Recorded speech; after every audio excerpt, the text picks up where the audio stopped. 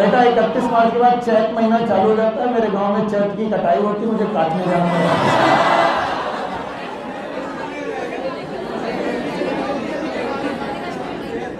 So it is photoperiodism.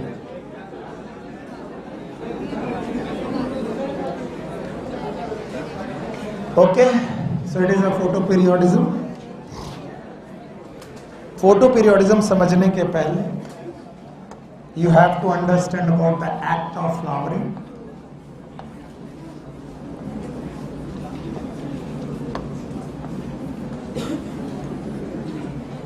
Act of flowering क्या है उसको समझते हैं। एक्ट ऑफ फ्लावरिंग के दौरान हम एक साइंटिस्ट का नाम सुनते हैं, that is known as Goethe. क्या नाम होगा बेटा? एक स्टाइलेट मतलब पेन रखा उठा हुआ व्हाइट कलर।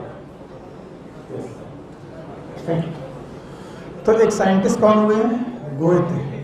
इन्होंने बोला फ्लावर इज मॉडिफाइड सूट।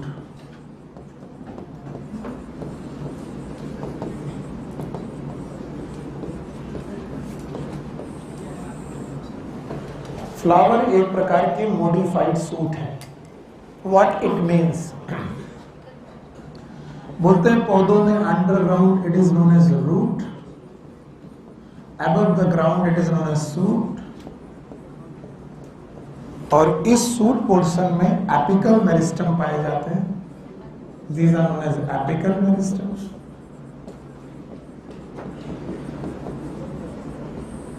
और इन एपिकल मेरिस्टम में दो तरीके के चेंजेस होते हैं। एक चेंज का नाम होता है हार्मोनल चेंजेस,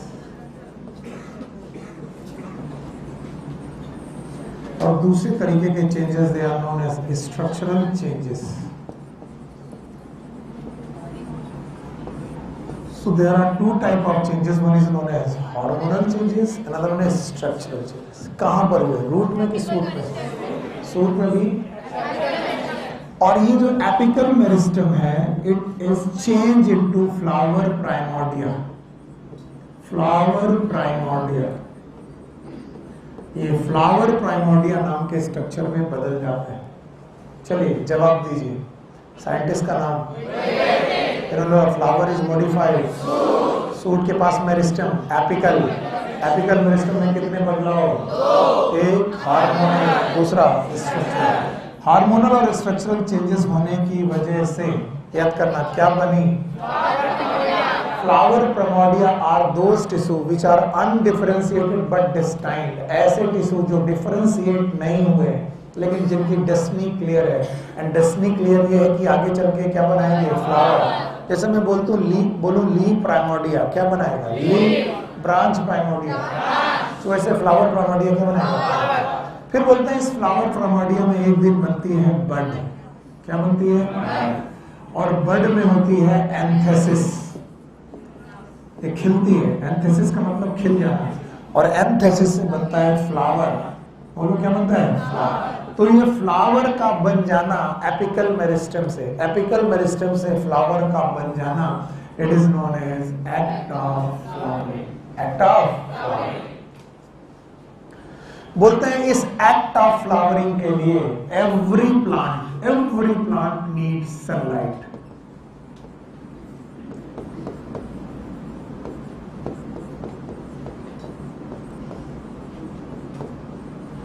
हर प्लांट को सनलाइट की जरूरत है। Every plant needs sunlight. हर पौधे को फ्लावरिंग करने के लिए सनलाइट की जरूरत है, इसमें कोई दो राय नहीं। बट कुछ प्लांट होते हैं जो स्पेशल ड्यूरेशन ऑफ सनलाइट चाहते हैं। Special duration of sunlight.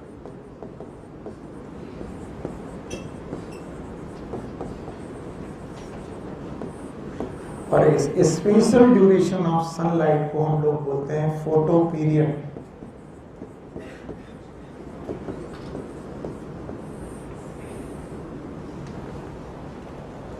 कई बार जब मैं ऐसे पढ़ाता रहता हूं, आपके दिमाग तक सेंटेंस कान तक पहुंचते हैं, आप भूल जाते हो। क्यों? क्योंकि जब तक इसे एक्सप्लेन ना किया जाए आप समझ ही नहीं पाओगे। एक्सप्लेन करने के लिए मुझे सहारा लेना पड़ता है एक गलत तरीके के कॉमन सेंस का। सही तरीके की गलत, हाँ गलत तरीके का कॉमन सेंस ये है कि हमारे 24 घंटे में 24 आवर में, सब लोग छोड़ करके सुनिएगा सब कुछ, 24 आवर में हम 12 घंटे को मिड पॉइंट मान लेते हैं। कितना घंटा? 12। और 12 घंटे के बाद हम सोचते हैं कि पहले 12 घंटे में सूर्योदय से लेकर के दिन हुआ, रात हो गई, और अगले 12 घंटे में हम नाइट मान लेते हैं, नाइट मान लेते हैं, और ये डे मान लेते हैं। मैंने पहले से बोला ये कॉमन सेंस थोड़ा गलत तरीके का है, लेकिन फिर भी सुनो। हम बोलते हैं एक दिन में, पूरा एक दिन में कितने घंटे? 24 घंटे, जिसमें मैं कॉमन सेंस में बोलता हूं 12 घंटे दिन, 12 घंटे रात। It is known as equinox, जब 12 घंटे का दिन और 12 घंटे का रात हो।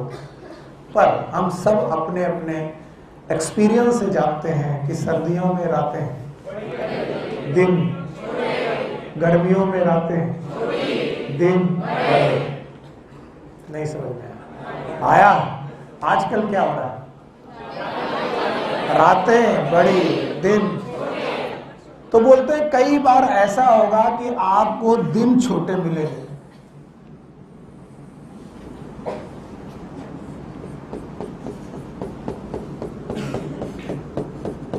ऐसा क्या हंसी वाली बात है कच्चे?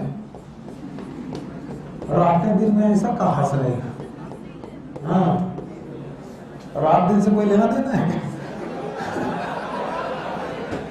याद रखना, हमारे लिए बिटिया तुम्हारे लिए बहन जैसी है। बदतमीजी हुई तो उठा के पटके गया। हम मजाक कर रहे हैं, अपनी बिटिया से मजाक कर सकते हैं? कोई उल्टा सीधा हरकत कर रही है, मैं पूछ ले रहा हूँ क्यों सो रही हो, क्यों रो रही हो? ऐसा रातों से क्या रिलेशन है? जब पढ़ाया करें हंसना बंद, ध्यान दो। तो बताओ, अगर रातें छोटी और दिन, सॉरी रातें बड़ी दिन, ये बताओ गर्मी है कि सर्दी? सर्दी। ऐसा भी हो सकता है कि सर, यस ऐसा भी हो सकता है सर, जगह नहीं कि सर दिन बड़ा हो, क्या हो बड़ा, और रातें छोटी। बताओ गर्मी की सर्दी? तो कुछ लोगों ने बोला कि सर्दियों में जिन पौधों में फ्लावरिंग होती है, बोलो, उस समय पर दिन पता नहीं। कहानी नंबर 1, कहानी नंबर 2, कहानी नंबर 3, दिन रात। तो लोगों ने कहा कि ये शॉर्ट डे प्लांट है। क्या है बेटा? Short day. यहां दिन, रातें। अच्छा बताओ, यहां पर, यहां से लेकर यहां दिन बड़ा, रात छोटी। तो कुछ लोगों ने बोला ये शॉर्ट डे है कि लॉन्ग डे? Long day. हाँ, तो बोलते हैं गर्मियों में जो पौधे फ्लावरिंग करते हैं वो कैसे होते हैं? Long day. उनको लाइट कम चाहिए कि ज्यादा? ज्यादा। और सर्दियों में तो उन्हें लाइट ज्यादा चाहिए कि कम? कम। मैंने बोला कि ये टोटल का टोटल कॉन्सेप्ट ही गलत है। कुछ लोगों ने सोचा था कि लिख लो पता चले सही हो। मैंने पहले बोला था ये कॉमन सेंस सही है कि गलत है? आप फिर से सुनो। What is photo periodism? Photo periodism में हम ये मानते हैं कि कुछ पौधों को क्या चाहिए? Special duration of sunlight for the act of flowering. और हम ये मानते हैं कि मान लो दिन कितने घंटे का है? हाँ? तो कुछ लोगों को 12 घंटे से ज्यादा लाइट चाहिए, बोलो, और कुछ लोगों को 12 घंटे से, जिन्हें 12 घंटे से ज्यादा चाहिए, और जिन्हें 12 घंटे से कम चाहिए। साढ़े, फिर से बोलो, जिन्हें 12 घंटे से ज्यादा, जिन्हें 12 घंटे से कम, साढ़े। पक्का? ये सही नहीं है। तो पहली बात आपने सर गलत चीज क्यों पढ़ाई? क्योंकि आपके दिमाग में सबसे पहले इसी चीज को हटाना है कि जो आप गलत पढ़ते हो उसको पहले गलत कर दिया जाए। कहा जाता है कि लाइट सबको चाहिए, पर कुछ लोगों को लाइट नहीं चाहिए, ड्यूरेशन ऑफ लाइट चाहिए, लाइट चाहिए लेकिन हमें 13 घंटे की लाइट चाहिए हर हालत में। कितने? 13। किसने कहा हमें लाइट चाहिए लेकिन हमें 10 घंटे की लाइट चाहिए? कितनी? 10। तो बताओ ये लाइट चाह रहा है कि स्पेशल ड्यूरेशन? और जो लोग भी स्पेशल ड्यूरेशन ऑफ सनलाइट चाह रहे हैं for the act of flowering, वो क्या कहलाएंगे? Photoperiodic plant. क्या कहलाएंगे? और इस फिनोमिना का नाम फोटो पीरियोडिज्म। फिर से बोलो। तो बताओ सबको लाइट चाहिए क्या? No sir. पर क्या सबको स्पेशल ड्यूरेशन ऑफ लाइट चाहिए? सबको लाइट चाहिए फ्लावरिंग करने के लिए। कुछ लोग हमसे पूछते हैं सर रात रानी के पौधे को भी लाइट चाहिए? चाहिए सर, वो तो रात में निकलता है, पर अगर दिन ना हो और पूरे समय पर केवल जिंदगी भर केवल रात ही बनी रहे, फ्लावरिंग होगी कि नहीं होगी? नहीं होगी। तो आप याद रख लेंगे कि फ्लावरिंग करने के लिए लाइट सबको चाहिए, फ्लावरिंग करने के लिए लाइट सबको चाहिए, लेकिन कुछ लोगों को स्पेशल ड्यूरेशन ऑफ लाइट चाहिए, that is known as photoperiod. और यहां से डेफिनेशन बनती है फोटो पीरियोडिज्म की। Yes, what is photoperiodism? It is a requirement of spatial duration of sunlight. It is a requirement of spatial duration of sunlight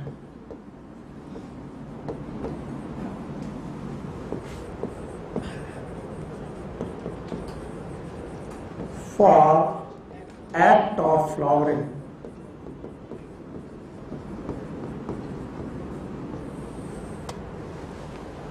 So photoperiodism is a requirement of a spatial duration of sunlight for the act of flowering, and that spatial duration of sunlight it is known as photoperiod. तो कुछ organism, कुछ plant को special photo period चाहिए for the act of flowering. मजा तब आएगा जब board में कुछ ना हो। पक्का? और आप बता दो 3 पॉइंट यहां पर पढ़े हैं, एक्ट ऑफ फ्लावरिंग, फिर एक गलत कॉन्सेप्ट और फिर एक डेफिनेशन। चलो हटा दें? चलो बताओ एक्ट ऑफ फ्लावरिंग याद है? yes, बिना बुक में नोटबुक में देखे बताओ। एक्ट ऑफ फ्लावरिंग में हमने बोला गोयथे याद है? yes, गोयथे ने कहा flower is modified so apical meristem है। yes, कितने तरीके बताओ? 1 इज, दूसरा हार्मोनल स्ट्रक्चरल बदलाव है। yes, पहले बनी फ्लावर प्रिमोर्डिया, फिर बनी बड। कहना सीखो, पहले बनी फिर बना बड, फिर एंथेसिस हुई, क्या बना? फ्लावर। यानी कि मेरिस्टम से फ्लावर तक बनने की कहानी का नाम act of flowering. Act of flowering के लिए सनलाइट सबको चाहिए, यस सर, लेकिन किसी किसी को स्पेशल ड्यूरेशन ऑफ सनलाइट चाहिए, नो सर। और आपको मालूम है ये स्पेशल ड्यूरेशन ऑफ सनलाइट का नाम क्या होगा? Photo period. फिर बोलो। तो क्या हम डेफिनेशन बना पाए? What is photo periodism?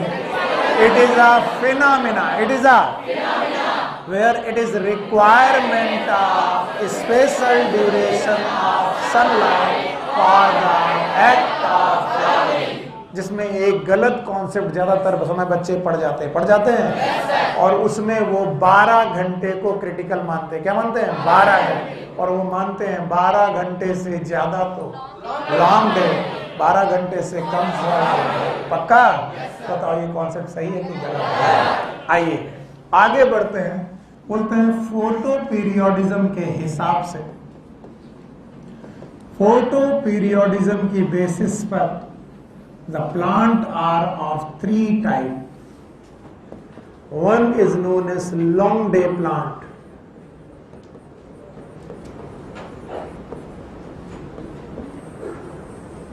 they are known as LDP, long day plant.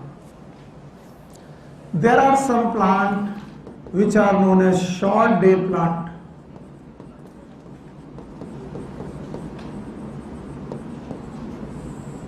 Also known as SDP.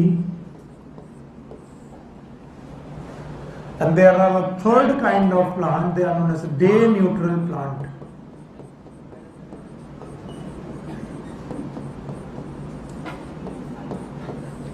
also known as DNP. So photo periodism के हिसाब से इस दुनिया में 3 तरीके के पौधे पाए जाते हैं। पहले का नाम है लॉन्ग डे प्लांट, दूसरे का नाम है शॉर्ट डे प्लांट, तीसरे का नाम है डे न्यूट्रल प्लांट। पहले डेफिनेशन, और ये बहुत ही कंफ्यूजिंग है, इसलिए पहले लिख लेना फिर समझा देंगे। Long day plant, these are the plant which require photo period more than critical photo period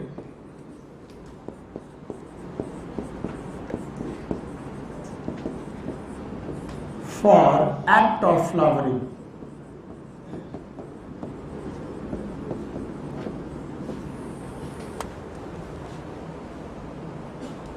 पहले डेफिनेशन लिख दे रहा हूं और फिर से समझाऊंगा, घबराना मत, समझ में आ जाएगा।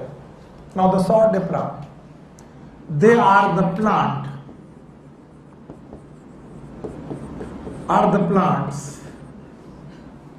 which require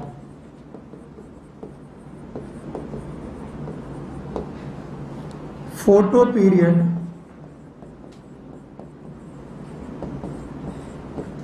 less than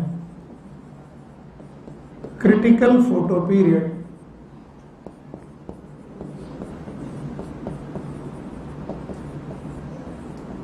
for act of flowering. आपने देखा होगा हम लोग लगभग 5 महीने 4 महीने से साथ पढ़ रहे हैं। इतना टाइम डेफिनेशन लिखाने के लिए मैंने कभी नहीं लिखा और कभी लिखने भी नहीं दिया, और मैंने कभी कोशिश भी नहीं की कि आप डेफिनेशन लिखो, आप अपनी बनाओ, आप जानो। लेकिन यहाँ पर डेफिनेशन बहुत इंपॉर्टेंट है, इसलिए लिखने दे रहा हूँ। यहाँ पर हमने बोला कि लॉन्ग डे प्लांट वो प्लांट होते हैं जिन्हें क्रिटिकल फोटो पीरियड से लाइट ज्यादा चाहिए और इनको क्रिटिकल फोटो पीरियड से कम। अब एक गलत धारणा जो हम लोगों ने पढ़ी थी, याद है आपको? और उस गलत धारणा में हमने पढ़ा था 12 घंटे। क्या नाम? फिर से बोलो। और मैंने बोला था 12 घंटे का डे, यस और नो, और 12 घंटे की नाइट। तो बताओ, 2 चीजें हो गई, 12 घंटे का दिन और 12 घंटे की रात। तो हमने कहीं ना कहीं 12 घंटे को क्रिटिकल मान लिया। क्या मान लिया? क्रिटिकल। ये क्रिटिकल मानना ही हमारा गलत कॉमन सेंस है, ये गलत कॉमन सेंस है। क्यों? क्योंकि जब हमने 12 घंटे को क्रिटिकल मान लिया तो हमने माना जिनको 12 घंटे से लाइट ज्यादा चाहिए वो शॉर्ट डे के लॉन्ग डे। तब हमने एक लाइन खींची जिसमें 12 घंटे से लाइट ज्यादा पड़ रही थी। यस और नो? बताओ, अब ये क्या कहलाया? Long day. मान लो ये 12 घंटे का लाइन है, तो ये 12 घंटे से कम हो गया कि ज्यादा हो गया। फिर हमने एक लाइन खींची जिसमें हमें 12 घंटे से लाइट क्या मिल रही है? कम। यानी कि ये वाला कंडीशन, अगर ये बीच का पॉइंट है तो लॉन्ग डे हो गया कि शॉर्ट डे? देख के बताओ ये क्या लग रहा? ये वाला पक्का? और हमने क्रिटिकल फोटो पीरियड किसको माना? 12। याद रखना, यही हमारी गलती हो गई, क्योंकि आपको सबको लिखना है critical photo period is different for different plant. Critical photo period is different for different plant. Her plant के लिए क्रिटिकल फोटो पीरियड अलग होता है। इतनी देर से मैं कहानी पढ़ा रहा हूं, अभी तक हम लोग कंक्लूजन पे नहीं आ पाए कि एक चल क्या रहा है। सी है, अब मैं इसे कंक्लूड करता हूं। चलो पहले चिल्ला लो, फोटो पीरियोडिज्म के हिसाब से कितने प्रकार के प्लांट? 1 इज, फिर शॉर्ट डे प्लांट, फिर कुछ को चाहिए लाइट ज्यादा, है, और कुछ को लाइट चाहिए कम। जवाब देना इधर बिना देखे। कुछ को लाइट, कुछ को किससे?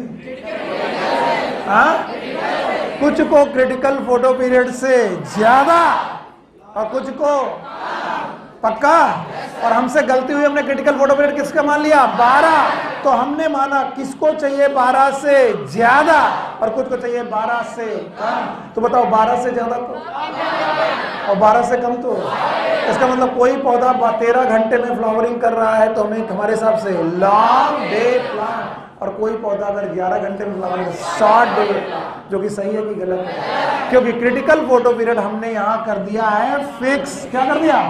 और ये फिक्स पहली गलती। क्रिटिकल फोटो पीरियड फिक्स 3 बार बोलेंगे, क्रिटिकल फोटो पीरियड फिक्स। हर पौधे का क्रिटिकल फोटो पीरियड अलग है। अब देखना, अब आएगी स्टोरी समझ में। मान लीजिए हमारे पास प्लांट ए है, बोलो क्या है? सब लोग यही ध्यान दीजिए। और इसका critical photo period CPP, what is CPP? 10 घंटे है। कितना घंटे है? 10 घंटे पक्का। और 10 घंटे के क्रिटिकल फोटो पीरियड में 9 में फ्लावरिंग नहीं करता, 8 में फ्लावरिंग नहीं करता, 7 में फ्लावरिंग नहीं करता, लेकिन 11 में करता है, 12 में करता है, 13 में करता है, 14 में करता है। इसका मतलब यानी ये अपने क्रिटिकल फोटो पीरियड से कम चाह रहा है कि ज्यादा? ज्यादा। और बताओ ये 11 घंटे की फ्लावरिंग में, 11 घंटे की लाइट में फ्लावरिंग कर रहा, फिर भी क्या कहला रहा? Long day. और अगर हम 12 घंटे को क्रिटिकल मानते तो उस हिसाब से क्या आता? Short day. जबकि 11 घंटे की लाइट डालने पर ये क्या कर रहा है? समझ में नहीं आया? अगर तुम 12 घंटे लेकर के चलते तो तुम इसे तुरंत लिखते, sir A plant is short day plant, जबकि शॉर्ट डे प्लांट नहीं है।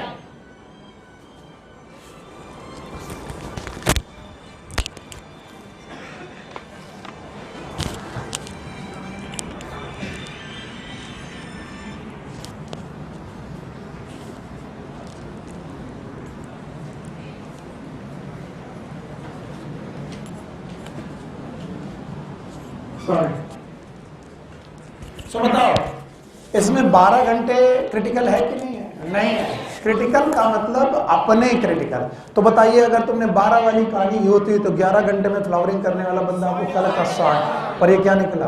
Long. Meanwhile we have the B plant, plant B, और इसका सीपीपी है बेटा 14 घंटे। कितना है? और हमने देखा कि ये 15 घंटे में फ्लावरिंग नहीं करता, 16 में नहीं करता, 17 में नहीं करता, लेकिन 13 में कर देता है, 12 में कर देता है, 11 में कर देता है। लॉन्ग डे की शॉर्ट डे। इसका मतलब ये अपने सीपीपी से कम चाहता नहीं ज्यादा? हाँ। और अगर तुमने कहीं 12 घंटे वाला क्रिटिकल माना होता और 13 घंटे में फ्लावरिंग करता तो इसे क्या मानते हैं? लॉन्ग। बल्कि लॉन्ग डे निकला कि शॉर्ट। और एक और ब्यूटी देखो, एक और ब्यूटी, दोनों के दोनों फ्लावर प्लांट 11 घंटे में फ्लावरिंग कर रहे हैं। देखो, यस और नो? और ये भी कर रहा है। इसका मतलब अगर मैं दे दूं plant A and B both are flowering, they flower at the 11 hour of light, बताओ ये लॉन्ग डे की शॉर्ट डे? बता पाना नामुमकिन है। क्यों? क्योंकि जब तक हमें क्या नहीं मालूम होगा critical photoperiod, we are not confirm कि ये लॉन्ग डे है। क्योंकि ए अगर देखा जाए तो क्या है? लॉन्ग डे, और बी क्या है? और दोनों कितने घंटे में फ्लावरिंग करेंगे? 11। इसको 11 घंटे की लाइट दोगे फ्लावरिंग करेगा? इसको 11 घंटे की लाइट दोगे फ्लावरिंग करेगा? लेकिन ये 11 घंटा इसके क्रिटिकल से कम है और ये 11 घंटा इसके क्रिटिकल से ज्यादा है, and that's why this is short. तो बताओ जो 12 घंटे से ज्यादा लाइट ले वो लॉन्ग डे होंगे, जो 12 घंटे से कम वो शॉर्ट डे होंगे। तो बताओ वो कॉमन सेंस सही था कि गलत था? हमारी सबसे बड़ी गलती यही होती है। बहुत गौतम बुद्ध आंख बंद करके सोच रहे हो? अच्छा, अब जवाब दो। बताओ फोटो पीरियोडिक प्लांट कितने प्रकार के? 1 is, दूसरा, तीसरा डे लेटर। अच्छा, बिना दे के डेफिनेशन बता पाओगे लॉन्ग डे प्लांट की definition? These are the plant which require sunlight more than 12 hours, जिन्हें अपने क्रिटिकल फोटो पीरियड से लाइट ज्यादा चाहिए। इसका 12 घंटे से कोई लेना देना नहीं। What are the short day plant? These are the plant, they require sunlight less than critical photo period. Less than 12 घंटा, less than critical photo period. इसका 12 घंटे से कोई लेना देना. And then the day neutral plant, they require light, they require light. इनको require light चाहिए क्योंकि light तो हर को चाहिए. They require light, but not depend upon specific duration. Specific duration, ये स्पेसिफिक ड्यूरेशन पर डिपेंड नहीं करते. ध्यान से सुनो, इसका मतलब क्या हुआ? इन्हें 4 घंटे की लाइट दे दो तब भी फ्लावर कर देंगे, 15 घंटे की लाइट दे दो तब भी फ्लावरिंग कर दोगे, 10 घंटे की लाइट दोगे तब भी फ्लावरिंग करेंगे. इन्हें लाइट से मतलब है, ड्यूरेशन से मतलब. तो these plant are known as day neutral plant, the plant which does not depend upon the specific duration of sunlight for the act of flowering. Those are known as day. So they do not depend upon specific duration of the sunlight. Those are day neutral plant. बहुत कम है हमारी book में वैसे भी. और हाँ, ये हर पौधे का अलग है. बाई एक्सपेरिमेंट, बड़ा बढ़िया क्वेश्चन है. It is by experiment. ये एक्सपेरिमेंटल है, एक्सपेरिमेंटल प्रोसेस है. हर पौधे को एक्सपेरिमेंट करके पता किया गया है. एंड क्रिटिकल फोटो पीरियड ये भी एक्सपेरिमेंट से ही पता चलता है. यानी आप एक टोबैको का पौधा लो और 1 से 9 घंटे की लाइट दो, 3 महीने तक नहीं फ्लावरिंग कर रहा. दूसरा लो, 10 घंटे की दो, नहीं कर रहा. 11 घंटे की दो, करने लगा. 11 घंटे के बाद 12 घंटे में करने लगा. तो आपके लिए 10 घंटे क्या हो गया? क्रिटिकल है. और उसके ऊपर फ्लावरिंग कर रहा है, तो इसका मतलब लॉन्ग डे की शॉर्ट डे? Short day. हाँ, लॉन्ग डे. और अगर तो उससे कम लिया शॉर्ट डे, तो वो 9 घंटे में नहीं कर रहा, 12 घंटे में कर रहा है. इसका मतलब एक क्रिटिकल फोटो पीरियड से ज्यादा. So critical photo period short day plant के केस में मैक्सिमम सनलाइट है. कैसी है? मैक्सिमम, उससे कम चाहिए. और लॉन्ग डे प्लांट के केस में critical photo period is minimum, उससे ज्यादा चाहिए. Anything else? ओके. हाँ,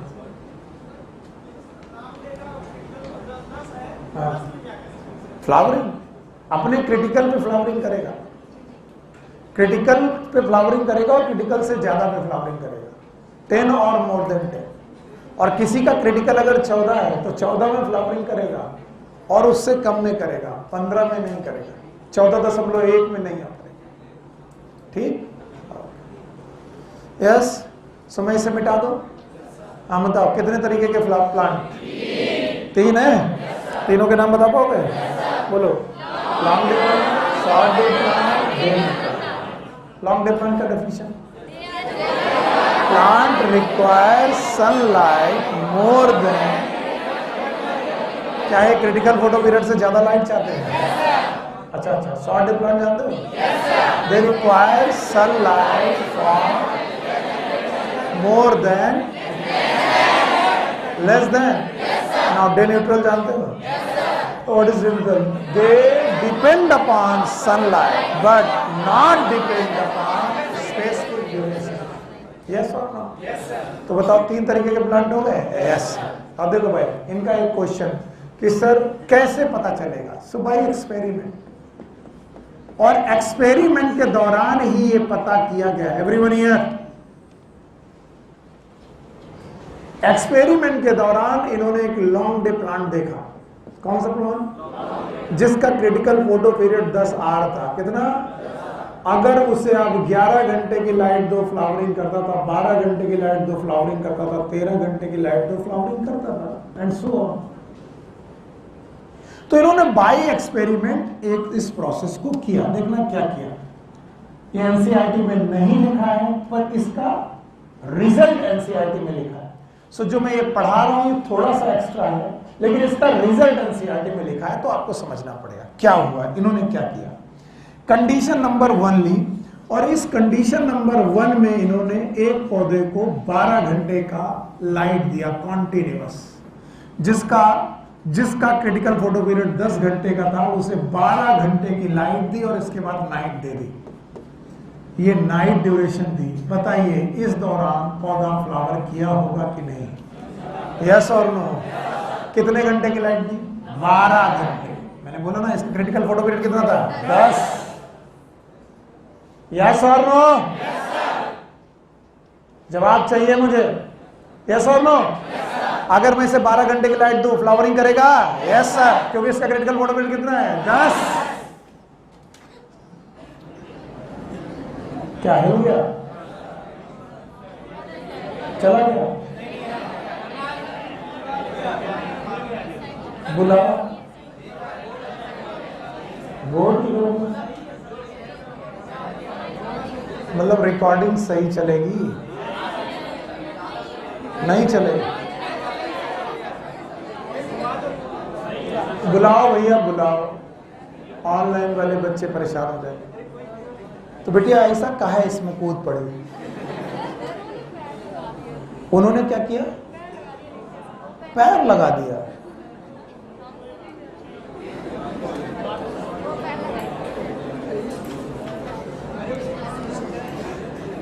बेटिया थोड़ा जगह दे, इधर इधर इधर।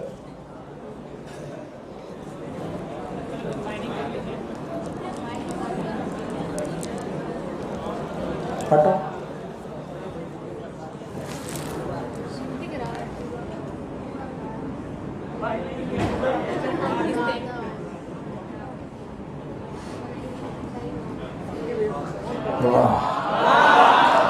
बस बस बस बस, हर बात पे नहीं।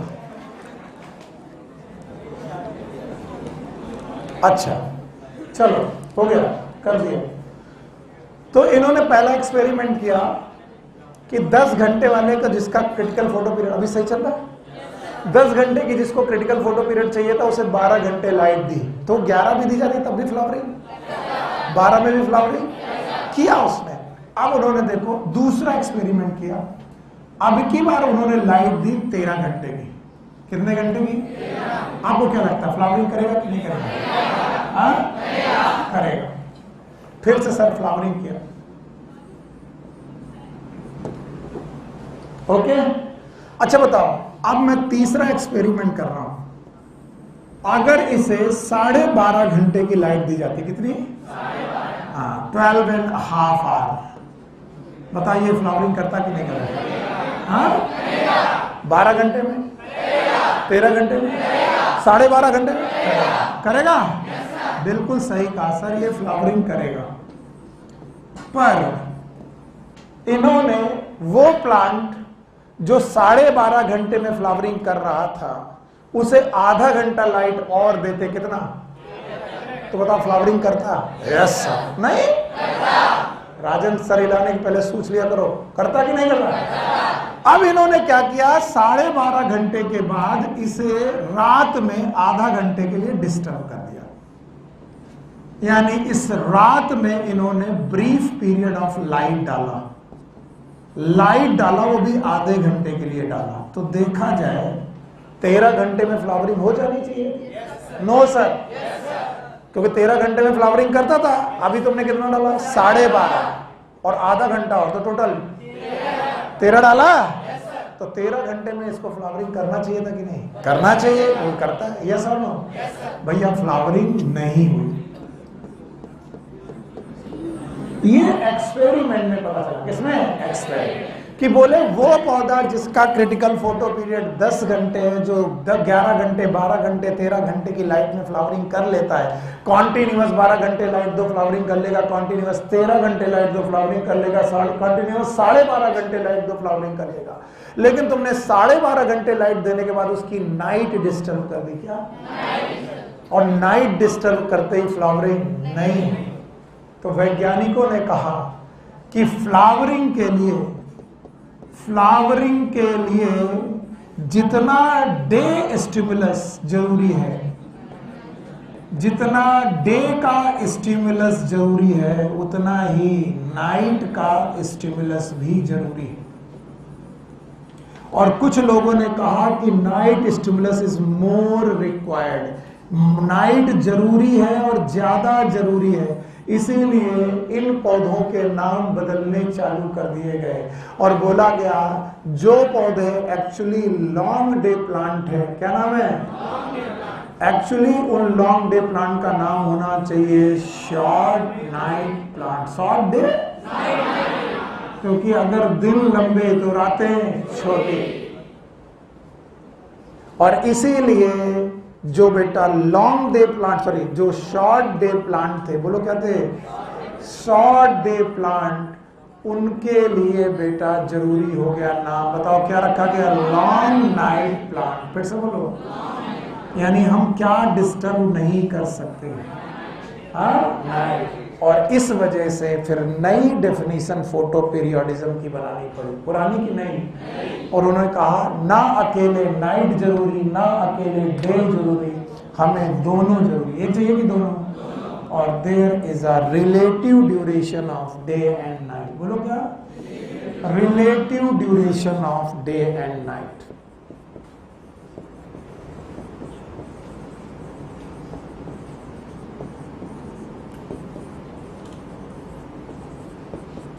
सो आप अपनी एनसीईआरटी में फोटो पीरियोडिज्म की डेफिनेशन जब पढ़ेंगे तो उन्होंने लिखा है, पेज टर्न करके जब पढ़ेंगे तो उन्होंने क्या लिखा है? बोलो क्या लिखा है? It is a requirement of day night और relative duration. It is a requirement of relative duration of day and night for the act of flowering. It is known as photoperiodism. ज्यादा लिखने के चक्कर में गया काम से तुम्हारे। अभी तक मैंने क्या बताया था फोटो पीरियोडिज्म?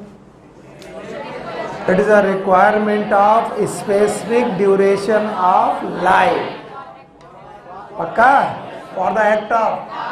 फिर मैंने लिखाया कि डे के साथ साथ नाइट भी चाहिए। फिर मैंने बोला ना डे चाहिए ना नाइट चाहिए, हमें क्या चाहिए? बैलेंस चाहिए। क्या चाहिए?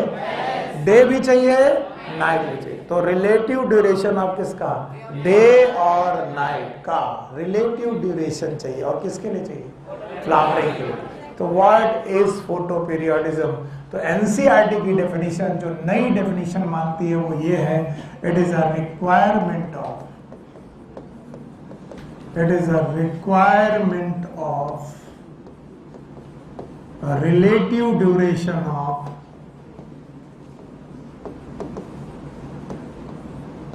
Day and night for act of flowering.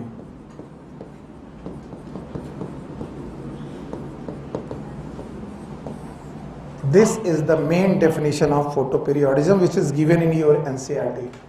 आपके NCERT में जो definition दी गई है वो ये दी गई है। जब आप पेज पढ़ेंगे सही ढंग से तो यही मिलेगी। Yes, what is photoperiodism? The requirement of relative duration of day and night for act of flowering के लिए डे और नाइट दोनों चाहिए। और उनका क्या चाहिए? Relative duration. हम ऐसा नहीं कर सकते कि डे के चक्कर में पूरा डे ही कर दे। भैया बोले लॉन्ग डे प्लांट है तो 24 घंटा लाइट डाल रहे, नाइट होने नहीं दे रहे, तो बताओ फ्लावरिंग करेंगे कि नहीं करेंगे? नहीं।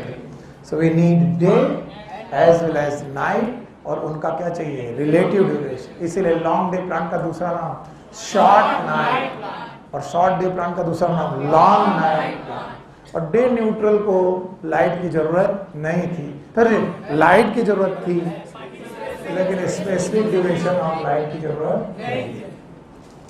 So this is how the definition happened and the modern definition happened for the photoperiodism. Now what is photoperiodism? It is a requirement of relative duration of day and night। हटा दें? बताओ long day plant का दूसरा नाम? हाँ, short. और short day plant का? पक्का? तो बस याद रखना, क्या पूरा डे चाहिए? नाइट चाहिए? डे और नाइट का रिलेटिव ड्यूरेशन। ऐसा कौन सा क्वेश्चन है?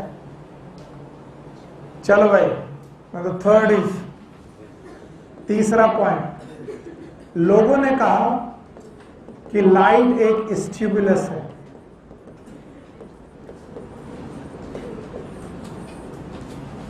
और इस लाइट स्टिमुलस को रिसीव कर रहे हैं प्लांट।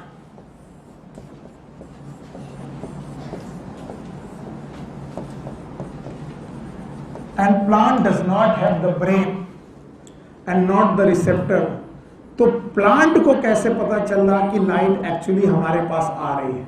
फिर से सुनना, हमारे पास ब्रेन है, आईज है, रिसेप्टर है, जिससे हम पता लगा देते हैं कि भैया दिन हो गया, रात हो गई। प्लांट को कैसे पता चलता है कि उन्हें लाइट मिल रही कि अंधेरा मिल रहा?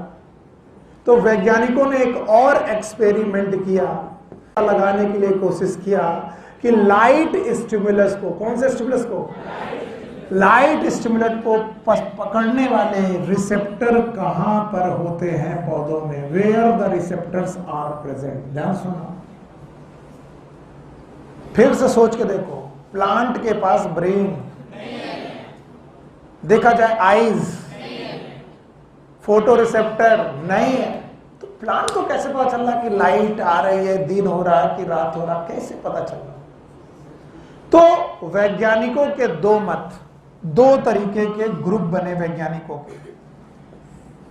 एक ग्रुप बोलता था चूंकि फ्लावर इज मॉडिफाइड सूट, और सूट में भी मेरिस्टेम, फिर से बोलो। तो वैज्ञानिकों का एक ग्रुप बोलता था कि लाइट स्टिमुलस को पकड़ने के लिए receptor are present in meristem.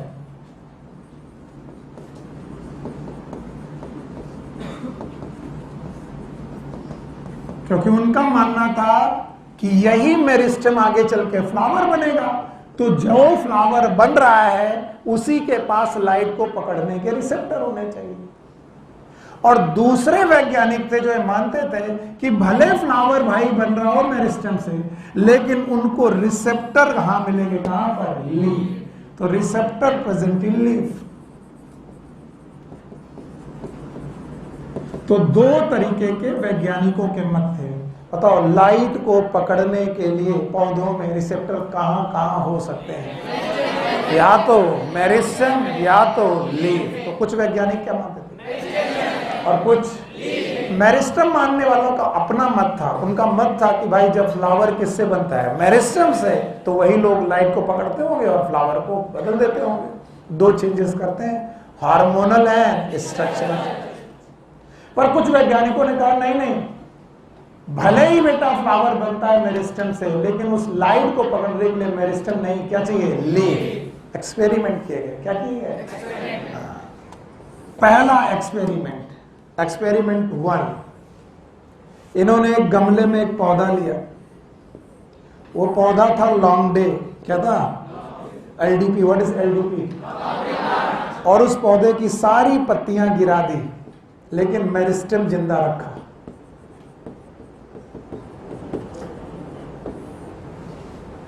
सारी पत्तियां गिरा दी और मेरिस्टेम जिंदा रखा। पौधा लॉन्ग डे प्लांट था और उसे लॉन्ग डे कंडीशन में ही रखा, जो चाहता था उसी कंडीशन में रखा।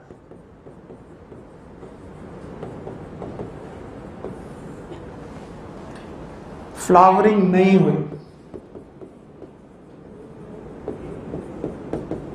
वैज्ञानिकों ने कहा फ्लावरिंग अगर होनी ही चाहिए क्योंकि मेरिस्टेम है, और अगर मेरिस्टेम में भी रिसेप्टर होते हैं, तो मैं जो सनलाइट डाल रहा हूं वो सनलाइट किसने पकड़नी चाहिए? मेरिस्टेम। और मेरिस्टेम ने क्या बनानी चाहिए? Primordia, bud, flower. पत्ती एक भी नहीं रखी पौधे में, फ्लावरिंग नहीं। Experiment number 2, B. Experiment number B, अब की बार फिर से उन्होंने वही लॉन्ग डे प्लांट लिया, the same long day plant, और केवल 1 या 2 पत्तियां रखी अलोंग विथ मेरिस्टेम।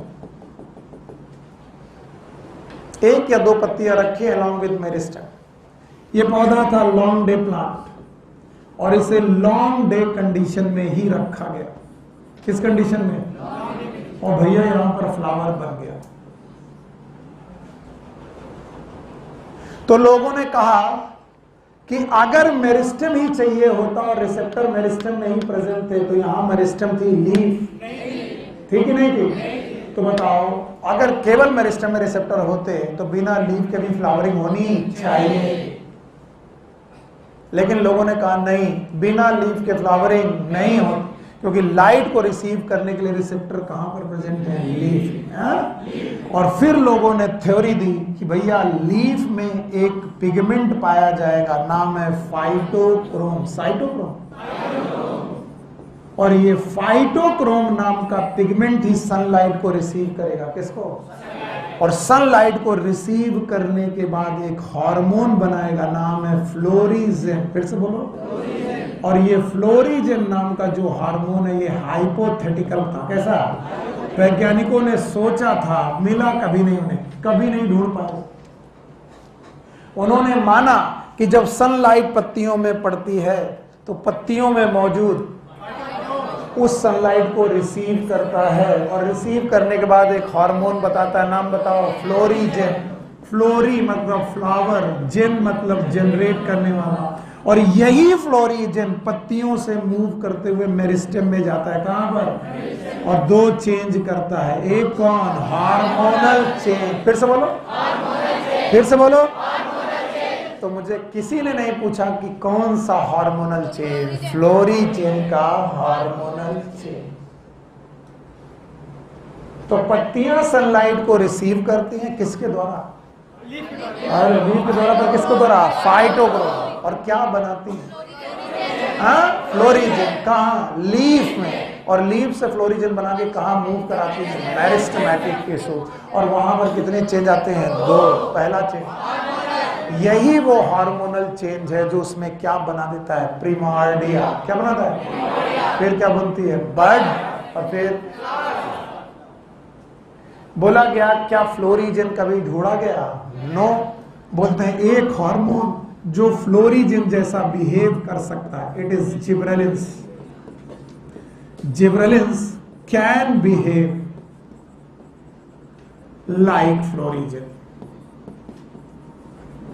पर वो भी 100% नहीं। इसीलिए फ्लोरिजेन एक हाइपोथेटिकल हार्मोन माना गया और तब से लेकर आज तक वो डिस्कवर नहीं हुआ। तो जब मैं बोलता हूं एक्ट ऑफ फ्लावरिंग में दो चेंजेस आते हैं, दोनों चेंज याद हैं? पहला हार्मोनल, दूसरा। तो हार्मोनल का मतलब कौन सा हार्मोन? फ्लोरिजेन। तो बताओ लाइट स्टिमुलस को रिसीव करने के लिए पौधे में क्या होनी चाहिए? बिना पत्तियों के कभी भी फ्लावरिंग हो सकती है? नहीं, क्योंकि पत्तियां लाइट को स्टिमुलस को रिसीव करेंगी। किसके द्वारा? फाइटोक्रोम। और फाइटोक्रोम में क्या बनाएंगी? फ्लोरिजेन। फ्लोरिजेन बनाकर कहाँ पहुंचाएंगे? मेरिस्टेम। और मेरिस्टेम में क्या बनेगी? प्रिमार्डिया। प्रिमार्डिया के बाद बड, और बड के बाद flower. So this was the total photoperiodism given in your NCERT, or it will be more than which is given in your NCERT. आपकी NCERT में जो कुछ भी दिया है उससे बहुत ज्यादा पढ़ा दिया गया। It is photoperiodism.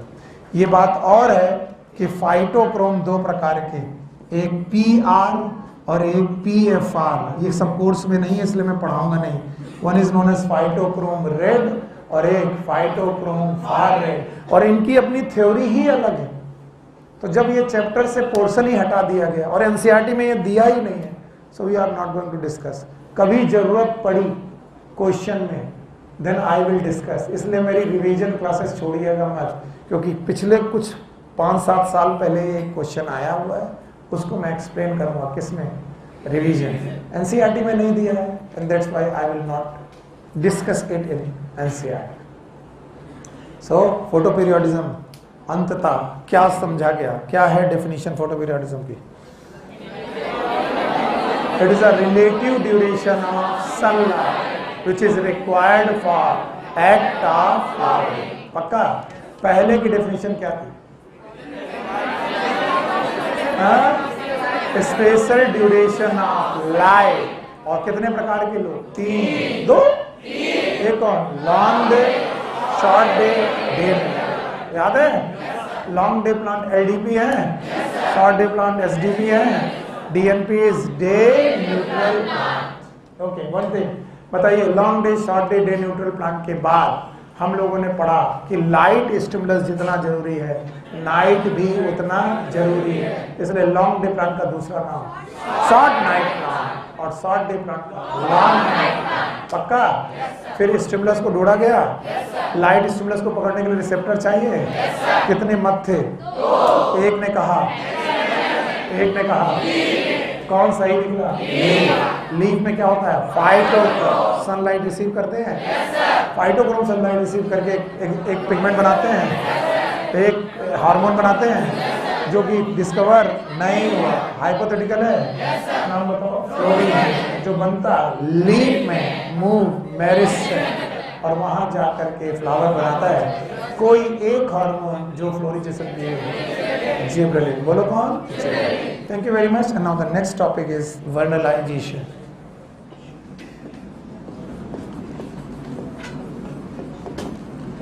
Vernalization,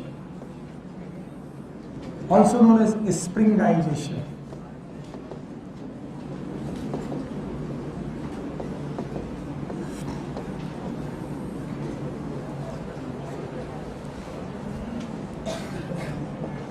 Definition: it is quantitative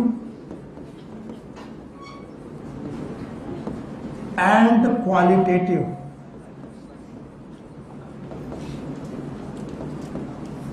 requirement of low temperature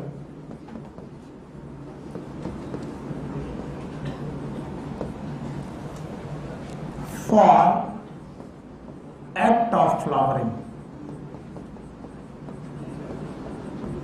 चलिए, इसके पहले वाले टॉपिक में एक्ट ऑफ फ्लावरिंग के लिए टेम्परेचर रिक्वायर्ड था कि light, and that was related with the light. Now this related with the temperature, और temperature में भी low, and this low temperature is known as chilling treatment. Chilling treatment, just chill, है ना, like that, chilling treatment, not the freezing treatment. And that's why मैंने कहा temperature दोनों तरीके से चाहिए, क्वालिटी और क्वांटिटी। लो टेम्परेचर नहीं चाहिए, लेकिन इतना नहीं कि फ्रीज हो जाओ, फ्रीजिंग की chilling. And that's why quality में टेम्परेचर चाहिए लगभग 5 डिग्री से 10 डिग्री सेंटीग्रेड। पौधों को टेम्परेचर चाहिए 5 डिग्री से लेकर 10 डिग्री सेंटीग्रेड के आसपास का टेम्परेचर। इससे कम या और ज्यादा हो सकता है, but never freezing temperature. Freezing temperature नहीं चाहिए, इसका मतलब 0 डिग्री से कम नहीं चाहिए। अगर तुमने बोला -10 -20 चाहिए कि नहीं चाहिए? नहीं चाहिए, because it is a freezing treatment और चिलिंग। ओके।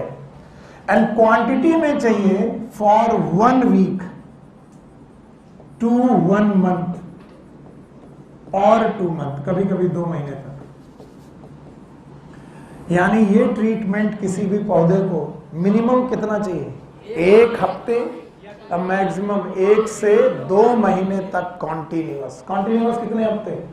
1 हफ्ते मिनिमम, और मैक्सिमम 1 से 2 महीने तक का भी ट्रीटमेंट चाहिए। तो अब जरा इस डेफिनेशन पे गौर फरमाइए। It is a quantitative and qualitative requirement of low temperature for act of flowering. यानी फ्लावरिंग करने के लिए टेम्परेचर कैसा चाहिए? लो।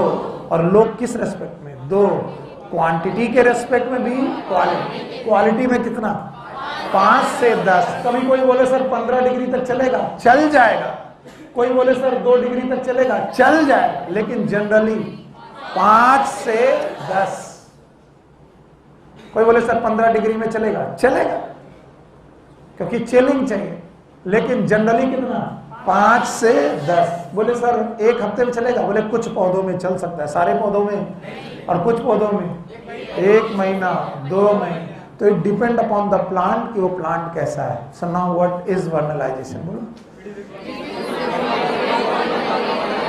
It is a quantitative and qualitative requirement of low temperature for act of flowering. मैं जानता हूं कि हम सब लोग कहीं ना कहीं गांव से जरूर जुड़े हैं। हम कितना भी शहरी होने का नाटक करें, हम कितना भी यस नो, इधर की बातें करें, you know I never go my village, अंग्रेजी है ये सब। सब लोगों की जड़ें गांव से जुड़ी हैं, जानते हो। कभी ना कभी आप सर्दियों गर्मियों की छुट्टी में आम खाने के लिए गांव जाते हो। कुछ बोलेंगे सर हमने गांव देखा नहीं, तो ठीक है, तुमने नहीं देखा तो तुम्हारे पापा ने देखा होगा, और पापा तुम्हें नहीं ले जाते वहां पर, इसका मतलब है चाहते हैं कि ठीक है तुम यहीं मजे करो, हम सब देख लेंगे। कितने लोग हैं जिन्होंने कभी गांव नहीं देखा? My goodness.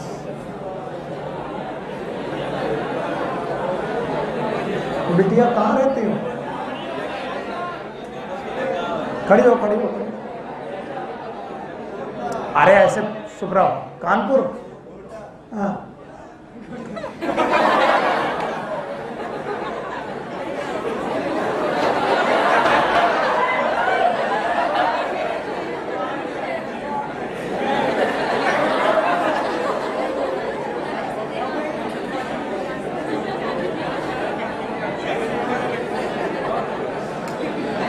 बैठ जाओ बेटा, बैठ जाओ। सॉरी सॉरी,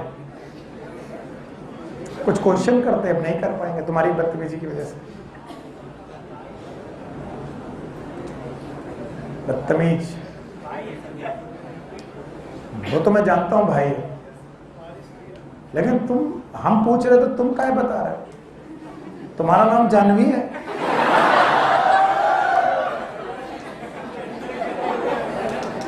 ठीक है, कुछ लोगों ने गांव नहीं देखा, लेकिन ज्यादातर लोगों ने गांव देखा। और गांव जो लोग देखे हैं वो जानते हैं कि 3 तरीके की 4 तरीके की फसलें हैं हमारे यहाँ।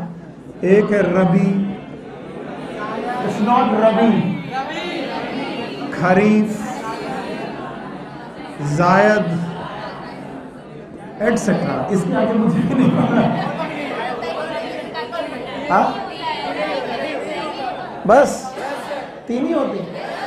तो लोगों ने बोला सर 3 ही फसलें होती, रबी, खरीफ, जायद।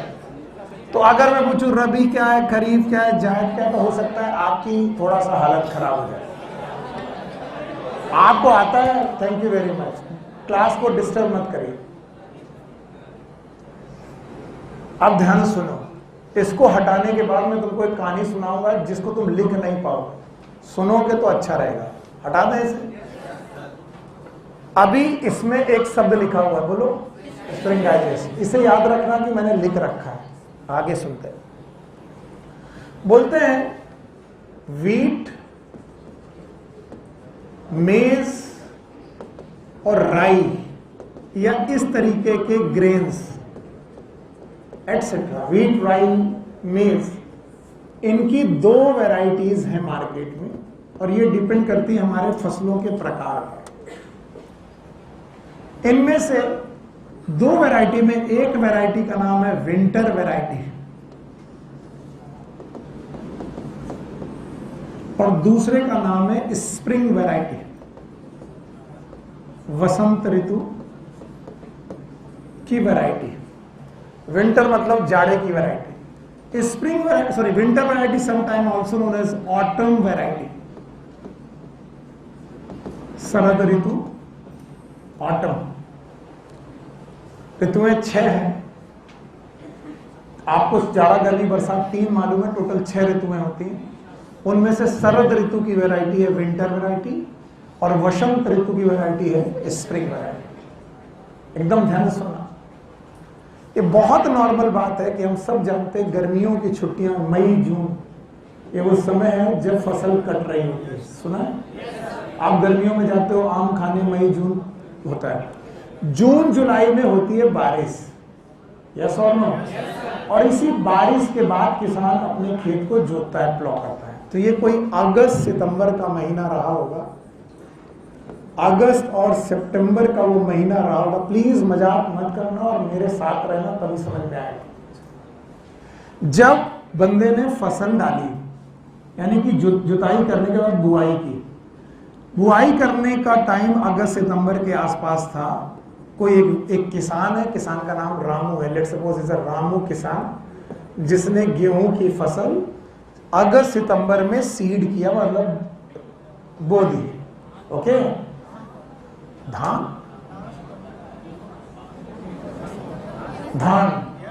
चलो धान ले लो, धान मतलब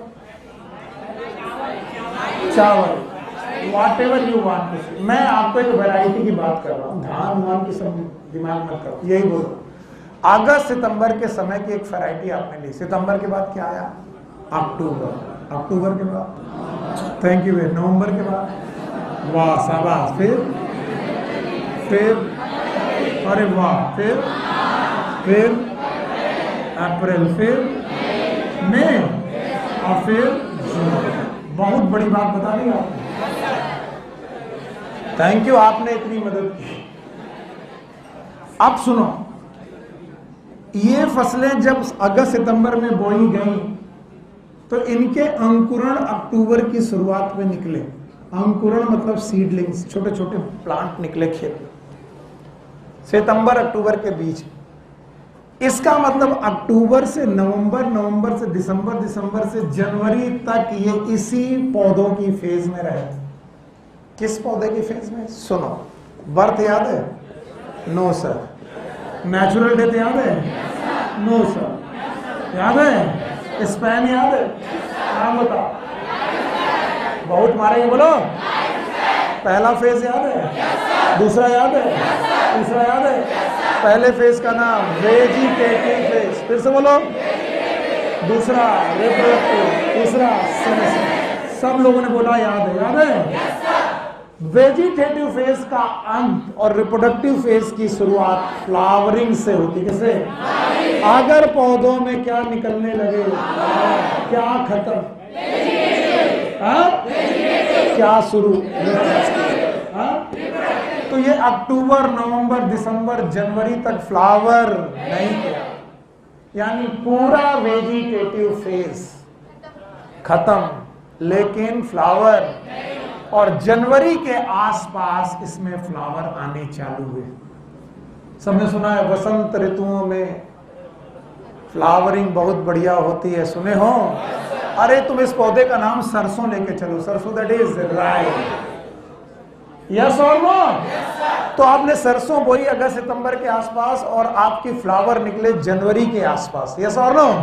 और जो जनवरी के आसपास फ्लावर निकले, फ्लावर बने रहे फरवरी, यहाँ पर फरवरी में बसंत पंचमी आती है, और मार्च के आसपास फसल पकने लगी, और पकने लगी तभी आ गई होली। क्या आ गई? होली कब है? होली मार्च। हम गब्बर सिंह नहीं है। अब होली में तुम खुश हो रहे, अरे वाह फसल पक गई, और इस चक्कर में तुमने हुर्रे किया और तुमने रंग खेला। क्यों रंग खेला? क्योंकि तुम खुश हो, होली है? नहीं, तुम खुश हो तुम्हारी फसलें पक रही, और इसीलिए होली में आप फसलों का भोग लगाते हो अग्नि मैया को। अग्नि समझते हो? गन्ने और बालियां चढ़ाते हो। यस और नो? ताकि आप बता रहे हो कि हमारी फसलों को अच्छे से पकाना, आप अग्नि दे रहे हो। इसका मतलब है मार्च इस त्योहार, जो होली का त्योहार, ये बदतमीजियों के लिए नहीं है जो तुम करते घूमते, ये इस खुशी में है कि फसलें पक रही। और अप्रैल में आएगा चैत। बोलो कौन? चैत। हिंदी महीनों का पहला महीना। 3 कैलेंडर है, इस्लामिक कैलेंडर, इंडियन कैलेंडर और फॉरेन कैलेंडर। इस्लामिक कैलेंडर अलग चलता है, इंडियन कैलेंडर अलग चलता है, और फॉरेन कैलेंडर जनवरी से चलता है। हमारा पहला महीना है चैत। चैत, बैसाख, आषाढ़, जेठ, आषाढ़, सावन, भादव, कुआर, माघ,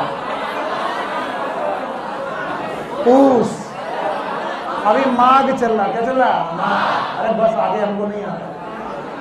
फागुन इज द लास्ट मंथ। देखो तुम मजाक करने लगे, फागुन इज द लास्ट, वो आखिरी महीना है जब हम फसलों की पकने पर खुशी मना रहे हो। वाह मजा आ गया। वो कौन है? मार्च। मजाक सुनो, मजाक मत करो, सुनो मजाक से। अभी अप्रैल में आने पर आपने कहा फसलें पक गई, और आप मई जून तक इसे काट लेते हैं, हार्वेस्ट कर लेते हैं, और हार्वेस्ट करने के बाद जून तक आप बरसात के पहले घरों में इसको स्टोर कर लेते हैं। ये हर किसान करता है। बारिश के पहले थ्रेसिंग हो जानी चाहिए, वरना बड़ी बड़ी फसलें खराब हो जाएगी। इतना तो किसानी सबको आती है। इस वैरायटी का नाम विंटर वैरायटी है। क्यों?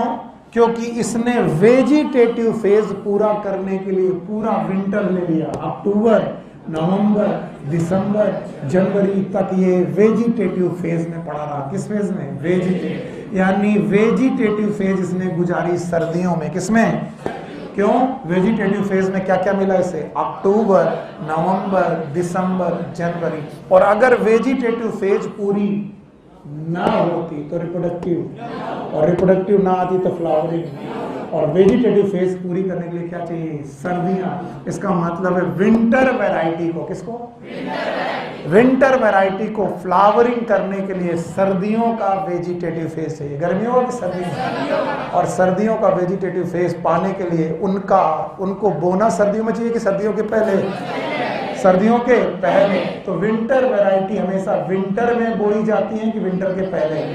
And that's why they are known as winter variety और ऑटम वैरायटी। सोचिए, विंटर वैरायटी को पक करके घर तक आने में कितने महीने? 1 2 3 4 5 6 7 8 9 10, एटलीस्ट 10 महीने चाहिए। 10 महीने कम से कम चाहिए इस फसल को पक कर घर तक हार्वेस्ट कर तक आने के लिए। ये किसान कौन है? रामू।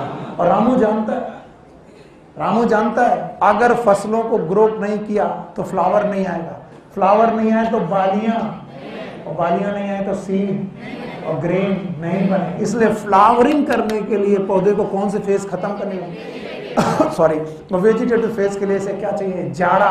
और जाड़ा कौन से महीनों का? अक्टूबर, नवंबर, दिसंबर। और जिस साल जाड़ा थोड़ा कम पड़ता है, फसलों की पैदावार कम हो जाती है।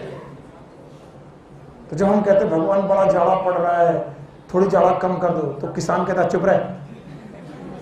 जाड़ा कम हो गया तो फसल बर्बाद हो जाएगी। जाड़ा ज्यादा भी नहीं चाहिए, कम भी नहीं चाहिए, क्योंकि जाड़े की वजह से फ्लावरिंग अच्छी होगी, फ्लावरिंग अच्छी होगी। और अगर फ्लावरिंग अच्छी हुई तो पैदावार भी अच्छी होगी।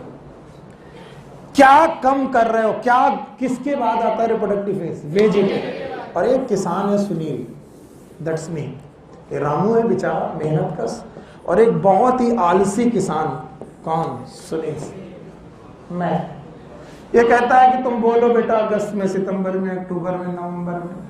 ये कहता है कि हम तब तक मौज करेंगे। ये अगस्त सितंबर में बेटा जोत रहा खेत, ये अपना खा रहा पी रहा घूम रहा।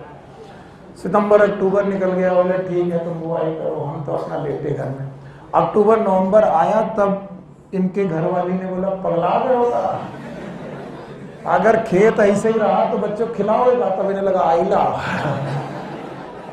इनको लगा अच्छा करना पड़ेगा। तो ये बोले ठीक है। रामू से कहा तुम बेवकूफ हो, मैं नवंबर दिसंबर के आसपास खेत की जुताई करूंगा,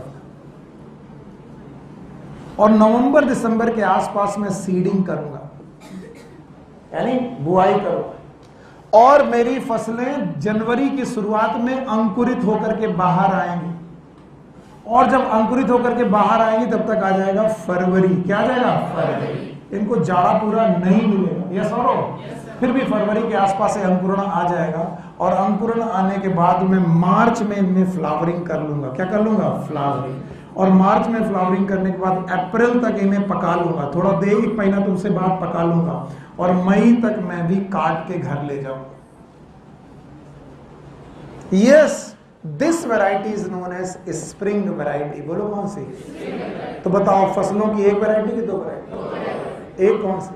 ऑटम, जो सर्दियों के पहले लगाई जाती, और एक कौन सी वैरायटी? स्प्रिंग वैरायटी, जो सर्दियों के अंत में। हाँ, सर्दियों के पहले के अंत में, यानी दिसंबर के आसपास ये बुआई होती है, और बुआई होने के बाद मई जून तक में काट लेते हैं। महीना 1 जनवरी, फरवरी, मार्च, अप्रैल, मई, ये अपनी फसल को 5 से 6 महीने में घर ले आते हैं और खूब हंसते हैं। कौन? रामूस कहते हैं हे मूर्ख रामू, जो काम तुम 10 महीने में करते हो वो मैं 5 महीने से 6 महीने में कर लेता हूं, फसल से।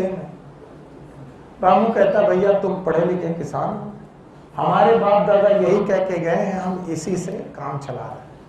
अच्छा, रामू अपने हिसाब से सही है। क्यों सही है? क्योंकि रामू 1 बीघे खेत में 8 क्विंटल गेहूं उगा रहा है, और सुनील सर उसी के बगल वाले खेत में सेम मिट्टी, वही एक तरह के 1 बीघे में केवल 3 क्विंटल उगा रहे हैं। और ये सुनील सर को मालूम नहीं, सुनील सर इसी बात पे खुश है कि ये बेवकूफ 10 महीने लगाता है, मैं देखो 5 महीने में फसल ले आता हूँ। तो मैं एक दिन रामू को छेड़ने लगा, रामू तुम बहुत मूर्ख हो, अगस्त सितंबर से चालू करते हो, मई में काटते हो, हम दिसंबर जनवरी में चालू करते हैं, मई में काटते हैं। रामू ने कहा देखो हम मूर्ख नहीं है, हम तुमसे उलझते नहीं, तुम बेवकूफ आदमी। हमने कहा कैसे बेवकूफ है, हमको तो बुरी लग जाती बात, हमको तुमने बेवकूफ कैसे कहा, हम तुम्हें बेवकूफ कह रहे, तुम हमको बेवकूफ कह रहे। बोले हाँ आप बेवकूफ हो। बोले कैसे? बोले तुम्हारे 1 बीघे में कितनी है? तो हमने कहा 3 क्विंटल। बेटा मेरे 1 बीघे में कितना? 8। अब राबू तो दर्द दे के चला गया। तो हमने पता लगाया कि रामू कर क्या रहा है। रामू ये कर रहा है कि वो अपनी वैरायटीज अच्छी यूज कर रहा है और सीड की ब्रीड अच्छी यूज कर रहा है। और वो ब्रीड कौन सी है? विंटर। बोलो कौन? और उसका प्रोडक्शन कम की ज्यादा? लेकिन स्प्रिंग ब्रीड का, स्प्रिंग वैरायटी का प्रोडक्शन ज्यादा की कम? तो हमने कहा तो क्या हुआ अगर मैं अपने बीजों के साथ के बजाय रामू के बीज उगा दूं, तो बताओ जब बीज सेम होंगे तो प्रोडक्शन भी सेम होगा। फिर से सुनो वरना यहीं मरोगे। मैंने कहा रामू के बीज अच्छे हैं तभी तो 1 बीघे में कितना, और मेरे बीज खराब है तभी तो 1 बीघे में। तो मैंने कहा रामू वाले बीज ही मैं उगाऊंगा। और हालत नहीं सुधारी मैंने, आलसी का आलसी बना हूं मैंने रामू से कहा ठीक है अगली साल कंपटीशन करेंगे। बोले ठीक है सर कर लेना। रामू ने अगली साल फिर से चालू किया। कब से? और वो बेचारा लकीर पीटता रहा मई तक। मैंने कहा मैं फिर भी कब उगाऊंगा? दिसंबर जनवरी। पर मैंने सीड बदल दिए। अब की बार मैंने विंटर वैरायटी लगा दी। कौन सी? और जब मैंने विंटर वैरायटी लगाई तो याद रखना इसको ग्रो करने में, अंकुरण होने में टाइम लगता है। ये जनवरी के लास्ट तक बाहर आई है ना, और फरवरी में जब ये बाहर आई तो इसको 4 महीने सर्दियां चाहिए थी। कितने? 4। और फरवरी के बाद क्या आ गई? मार्च। बताओ सर्दी से मिली कि नहीं मिली? हाँ, क्योंकि फ्लावरिंग करने के लिए विंटर वैरायटी को वेजिटेटिव फेज क्या करनी है? पूरी। और वेजिटेटिव फेज कैसी चाहिए? सर्दी वाली। कब से? अक्टूबर, नवंबर, दिसंबर, जनवरी। कितनी? पर जब मैंने विंटर वैरायटी को फरवरी में लगाया तो मुझे कितने महीने की सर्दी मिली? 1। उसके बाद गर्मी। इसका मतलब विंटर वैरायटी का वेजिटेटिव फेज पूरा हो पाया कि नहीं? बताओ पौधा बाहर निकला लेकिन फ्लावरिंग। चलो मेरे साथ चलो, थोड़ा टाइम लगेगा, हंसी आएगी, लेकिन बताओ बोलो फरवरी के बाद फ्लावरिंग, अप्रैल, मई, जून, जुलाई, अगस्त, सितंबर, अक्टूबर, नवंबर, सर्दी आई, दिसंबर, जनवरी, फरवरी। उसी फरवरी में फ्लावरिंग हुई कि अगली? तो ये समय कम लगा रहे थे, इनसे बड़ा मूर्ख। तो ज्यादा होशियार कौआ। समझ रहे हो? रामू ने कहा कि सर आप हो गए अच्छे टीचर, किसान अच्छे, आप केवल आलस छोड़ो और विंटर वैरायटी को अगस्त में वो प्रोडक्शन कितना लो? 8 क्विंटल। और लेकिन ये आदमी जिद्दी है। उसने कहा ठीक है। हमने सीड से पूछा भैया रामू के खेत में तुम फ्लावरिंग जनवरी में कर दिए थे, हमारे खेत में फ्लावरिंग काहे नहीं की? तो सीड ने कहा सुनील सर हमें फ्लावरिंग के लिए चाहिए ठंडी। क्या चाहिए? ठंडी। कितने महीने की? 4। और आपने हमें कितना दिया? 1 महीने। इसलिए हमने दूसरे साल की ठंडी यूज की। तो हमने कहा तुम्हें ठंडी चाहिए? बोले हाँ। बोले हमने बस मामला खत्म। अब हमने रामू से कहा एक बार सर, फिर तीसरा साल आया, रामू फिर लकीर की फकीर, अगस्त, सितंबर, हम फिर सो रहे। और अब की बार हमने लिया रेफ्रिजरेटर। क्या लिया? रेफ्रिजरेटर। बोलो क्या लिया? फ्रिज। और फ्रिज में गीले कर दिए सीड। सीड कैसे किए? गीले। और उनमें निकल आया अंकुरण। हाँ, और इसको 1 महीना तक ठंडी दी हमने। तो किसने क्या कहा था? हमको क्या चाहिए? ठंडी। तो हमने कहा ठंडी तुम्हें खेत में मिले चाहे फ्रिज में मिले, हमने अपने सीड को लो टेम्परेचर पे रखा, लो टेम्परेचर। इधर सीड हमारा लो टेम्परेचर में मजे कर रहा, कहाँ, रेफ्रिजरेटर में, और इधर हम अपना चारपाई में बैठे आराम कर रहे, और रामू हंस रहा कि सुनील सर फिर फंसेंगे। पर हमें अपने दिमाग पे बिल्कुल कॉन्फिडेंस था। अच्छा, फिर आया दिसंबर जनवरी, यस और नो? फिर मैंने विंटर वैरायटी जो कि फेल हो गई थी ग्रो करना, उसको ठंडा कर रखा है 1 महीने से, फ्रीज कर रखा है ठंडा। किस टेम्परेचर में? 5 से 10 डिग्री। और उन सीड्स को निकाला कुछ दिन के लिए नॉर्मल टेम्परेचर पे, 2-3 दिन के लिए, और फिर उन सीड की बुआई चालू की। और ये कौन सी वैरायटी? विंटर। और यकीन मानिए विंटर वैरायटी फरवरी में फ्लावरिंग कर गई, यस और नो? मार्च तक पक गई, मई तक काट ली गई, और 1 बीघे में कितने क्विंटल?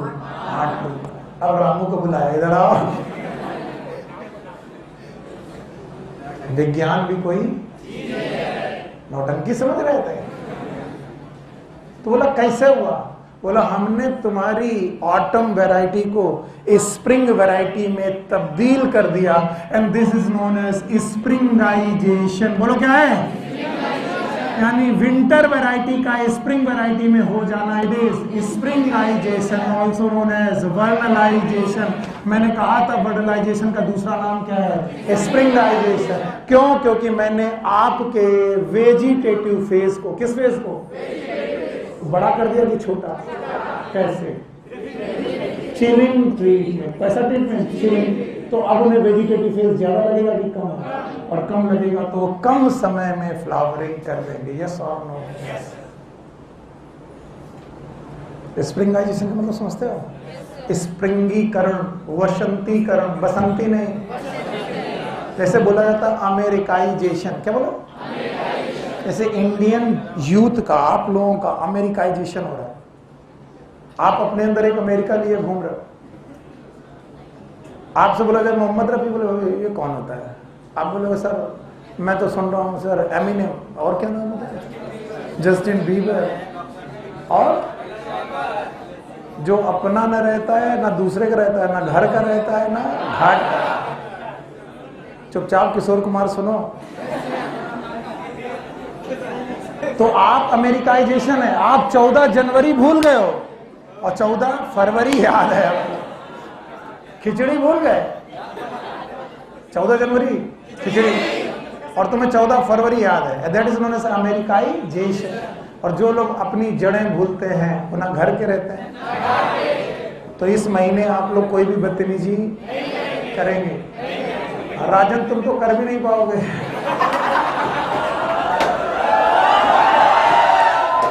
नहीं, राजन कह रहा हमको क्या समझते बेटा, हम पूरे काका में टहलते हैं और एक हफ्ता 7 तारीख से 14 तारीख तक गुलाब की दुकानों में, कार्ड की दुकानों में, जहां मिल गए 5 क्वेश्चन पूछते हैं। कितने? 5। जवाब दो तो जाओ, कोई बात नहीं, और नहीं दो तो मुर्गा बनो। अच्छा लगेगा? पर तुम गुलाब खरीदे और मुर्गा बने हो। तो जो लोग अपने 5 क्वेश्चन प्रिपेयर करके रखें, they are free to move here and there.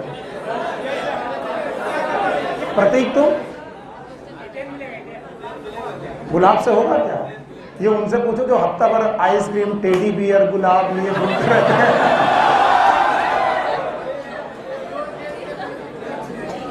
ऐसे ऐसे डे होते हैं, स्लैब डे। और उस दिन मैं सबको थप्पड़ मारता हूं। बच्चों, जब तक पढ़ाई चले, बी सीरियस। ये सब जिंदगी में हर साल आएगा, यस और नो? और जो लोग इन सब पे बिजी रहेंगे उनके पार हर साल आएगा, लेकिन सिलेक्शन। तो कुछ चीजों के लिए कॉस्ट और बेनिफिट का रूल याद रखना। क्या हमने अपनी विंटर वैरायटी को स्प्रिंग वैरायटी में चेंज कर दिया? और ये कैसे किया? हाई टेम्परेचर की low temperature, and that is known as vernalization. बताइए, इस कहानी से आपको कुछ लिखना है? नहीं, बस आपको 2 बातें याद रहनी चाहिए। बताओ कितनी वैरायटी होती हैं? 2। एक, दूसरा किसमें समय ज्यादा? किसमें कम? जब कभी विंटर वैरायटी को स्प्रिंग वैरायटी में रखा जाए तो नॉर्मली ये ग्रो फ्लावर नहीं करता, लेकिन कभी कभी विंटर वैरायटी को कोल्ड टेम्परेचर देकर, कैसा, क्या स्प्रिंग वैरायटी के साथ ग्रो कराया जा सकता है? That is known as spring variety. अब सुनो, last but not the least, ध्यान सुनिएगा, vernalization. There are some plant known as biennial plant. The biennial plants are the plant which require 2 season, जिन्हें 2 सीजन चाहिए। आज तुम इनकी बुआई करो, इनकी बर्थ होगी एकदम शांत। पहला सीजन, पहला साल, 1 साल ये केवल वेजिटेटिव फेज करते हैं, वेजिटेटिव फेज में रहते हैं, फर्स्ट सीजन। और दूसरे सीजन में ये दोनों फेज पूरी करके काटे जाते हैं, हार्वेस्ट किए जाते हैं। सीजन में ये रिप्रोडक्टिव और सेनेसेंस फेज कंप्लीट करते हैं। तो बताओ, इन पौधे को 1 साल लगता है कि 2 साल? अब मुझे कोई जुगाड़ बताओ जिससे मैं इनका वेजिटेटिव फेज छोटा कर दूं। वर्नलाइजेशन, फिर से बोलो। और अगर मैंने इनका वेजिटेटिव फेज छोटा कर दिया तो मान लीजिए इनका ये 10 महीने का था पहला सीजन, दूसरा 10 महीने का था, टोटल इनको ग्रो करने में कितने लग रहे थे? 20 महीने। हाँ, और मैंने 10 महीने का टाइम 2 महीने कर दिया, और ये 10 महीने रहा, तो 10 और 2, तो बताओ 1 साल में ये फसल ग्रो कर पाएंगे? यस। कैसे? तो क्या बाइनियल पौधों को एनुअल की तरह ग्रो कराया जा सकता है? By the use of cold treatment. कैसा treatment? And this cold treatment is known as chilling treatment, and the chilling treatment is also known as vernalization. तो वर्नलाइजेशन खाली एनुअल प्लांट में नहीं है, बाइनियल प्लांट में भी किया सकता है। और हम क्या शॉर्ट कर देते हैं? Vegetative phase. वो वेजिटेटिव फेज जो 10 महीने की थी, क्या वो 2 महीने की हो सकती है? ताकि हम फ्लावरिंग देर से कर सकें कि जल्दी? और अगर फ्लावरिंग जल्दी हो गई तो बताओ ये पकेंगे भी जल्दी, काटे भी जाएंगे जल्दी, और इस तरीके से वर्नलाइजेशन। और एक और बात, वर्नलाइजेशन के लिए प्लांट नहीं, सीड चाहिए। क्या चाहिए? क्योंकि सीड को जर्मिनेट करके रखा गया।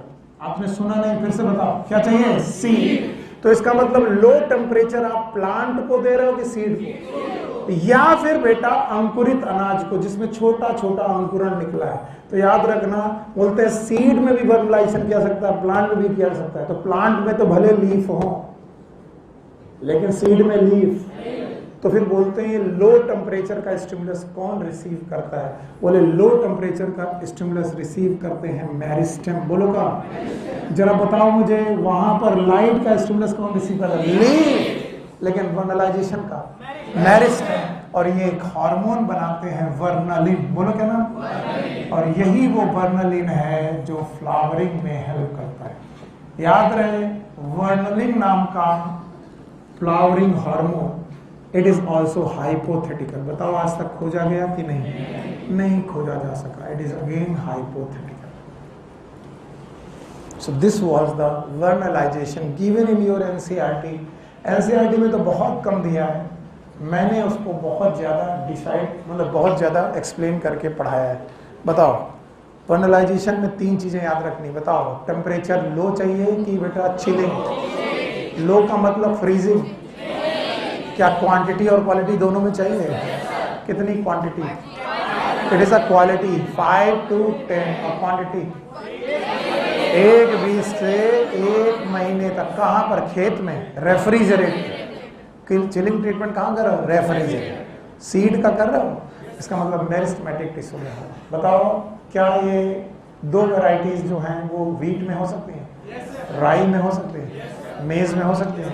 क्या ये अलग अलग तरीकों से ग्रो किया जा सकता है? लो टेम्परेचर डाल करके हम लोग इन्हें जल्दी फ्लावर कर सकते हैं। देर में कि जल्दी? जल्दी। क्या बाइनियल पौधों को एनुअल की तरह ग्रो कराया जा सकता है? क्यों? लो टेम्परेचर करने से वेजिटेटिव फेज बड़ी हो जाती कि छोटी, और फ्लावरिंग जल्दी, और इसलिए पकना भी जल्दी और काटना भी जल्दी। Now the last topic of the chapter, it is seed dormancy.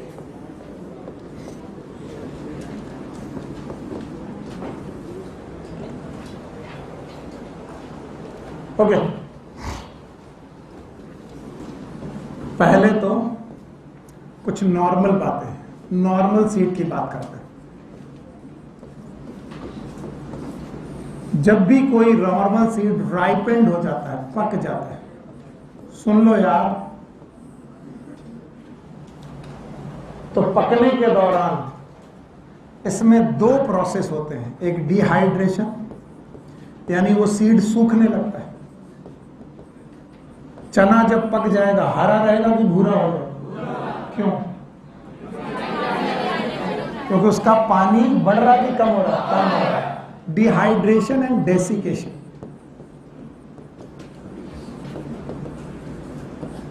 एक नॉर्मल सीड लीजिए आप, उस नॉर्मल सीड को पकने दीजिए।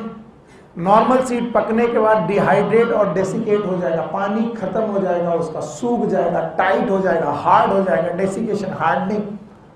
और जब हार्ड हो जाएगा, बिना पानी का सीड हो जाएगा, तो ये इनएक्टिव हो जाएगा। एक्टिव की इनएक्टिव, और ये बहुत जरूरी है। अगर ऐसा ना होता तो हम सीड का स्टोरेज कर पाते कि ना कर पाते? नहीं कर पाते। क्यों? क्योंकि अगर ये इनएक्टिव ना होता तो जर्मिनेट कर जाता। क्या कर जाता? तो गेहूं बना खेत में और खेत में जर्मिनेट कर गया। बताओ आटा बना पाते कि नहीं? So we need dehydration and desiccation to storage. तो हमने डिहाइड्रेशन और डेसिकेशन की वजह से इनएक्टिव हो गया। इनएक्टिव का मतलब इसके एंजाइम जितने थे वो सब इनएक्टिव है, एंजाइम इनएक्टिविटी आ गई। लेकिन इसी नॉर्मल सीड को अगर आप इन्वायरमेंट फेवरेबल दे दो, कैसा? फेवरेबल, इन्वायरमेंट फेवरेबल दे दो। और फेवरेबल एनवायरनमेंट का मतलब है इसमें वाटर दे दो, ऑक्सीजन दे दो, ऑप्टिमम टेम्परेचर दे दो, लाइट दे दो,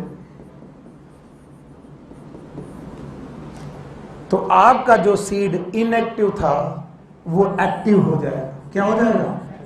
और एक्टिव होने के बाद जर्मिनेट कर जाएगा, और जर्मिनेट करके नए पौधे को बना दे।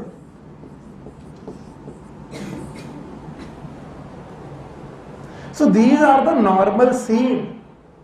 ये नॉर्मल सीड बनने की प्रक्रिया है। इसमें कहीं कोई डॉर्मेंसी ऑर्मेंसी शब्द यूज नहीं करना। नॉर्मल सीड जब भी पकते हैं वो पानी खत्म करते हैं, हार्ड होने लगते हैं, डिहाइड्रेशन और डेसिकेशन होने लगता है, और इसलिए वो क्या होने लगते हैं? इनएक्टिव। उन्हें स्टोर किया जा सकता है, लेकिन जैसे ही एनवायरनमेंट से उन्हें क्या मिलेगा? पानी। इसीलिए आपकी मम्मा जहां पर भी गेहूं रख रही वहां मॉइस्चर जाने दे रही है। बारिश के समय पर वो जब उनको लगता है एनवायरनमेंट में मॉइस्चर है, उन्हें लग रहा है कि उनका रखा हुआ गेहूं हो सकता है गीला हो गया हो, तो छत में सूखने के लिए डालते हैं। क्यों? ताकि कहीं वो रखे रखे ही जर्मिनेट ना करे। क्योंकि वाटर, ऑक्सीजन, टेम्परेचर, लाइट मिलते ही बताओ आपका सीड बचेगा कि जर्मिनेट कर जाएगा। बट दुनिया में कुछ ऐसे सीड भी हैं जिन्हें हम लोग बोलते हैं डॉर्मेंट सीड। बोलो क्या नाम? ये डॉर्मेंट सीड भी इनएक्टिव सीड है। एक्टिव की inactive? Inactive. These are inactive seed. और इन इनएक्टिव सीड को तुम फेवरेबल एनवायरनमेंट भी दो, एनवायरनमेंट इनका फेवरेबल कर दो, तब भी there is no germination.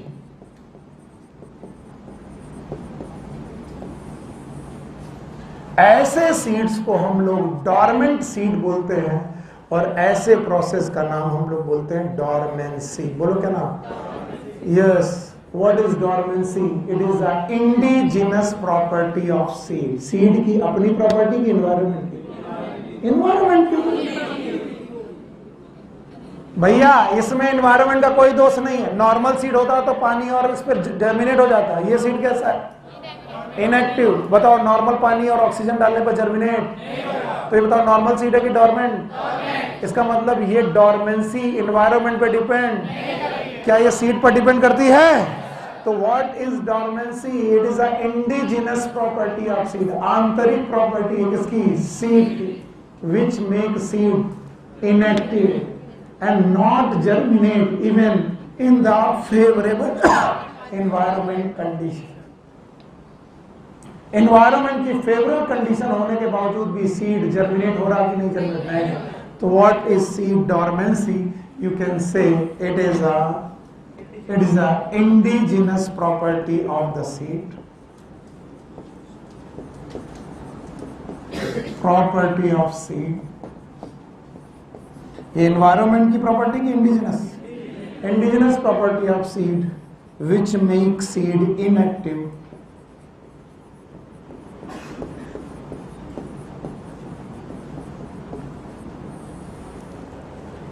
and it will not germinate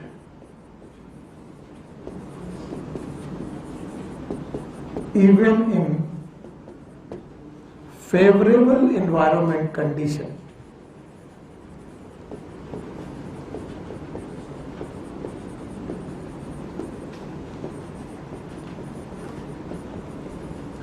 favourable environment condition आने के बावजूद भी ये सीड को जर्मिनेट करेगी कि नहीं करेगी? नहीं करेगी।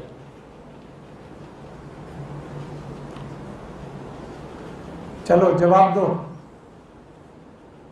पाओगे? चलो मिटा रहा हूं। नॉर्मल सीड याद है? जब पकेगा तो दो प्रोसेस आएंगी, एक और दूसरा सीड इनएक्टिव हो जाएगा, एंजाइम इनएक्टिव हो जाएंगे। लेकिन अगर एनवायरनमेंट फेवरेबल हो तो सीड जर्मिनेट कर जाएगा। ये डॉर्मेंट सीड है कि नॉर्मल सीड? क्या कोई डॉर्मेंट सीड भी होते हैं? क्या ये भी डिहाइड्रेट और डेसिकेट करते हैं? डिहाइड्रेट डेसिकेट करने के बाद एक्टिव होगा कि इनएक्टिव? अब इनको एनवायरनमेंट के फेवर में दो, बताओ ये जर्मिनेट होंगे कि नहीं? हाँ होंगे? तो ये नॉर्मल सीड है कि डॉर्मेंट? और इस सीड, इस प्रॉपर्टी का नाम डॉर्मेंसी। फिर से बोलो, बताओ डॉर्मेंसी की डेफिनेशन बता पाओगे? What is dormancy? Environmental property की seed property? It is the property of seed due to which seed become inactive, seed become and not germinate even in favorable environment condition. Environment की favorable condition में भी वो germinate नहीं। Yes or no? Now the cause, क्या क्या कारण हो सकते हैं? पहला कारण, it is seed coat.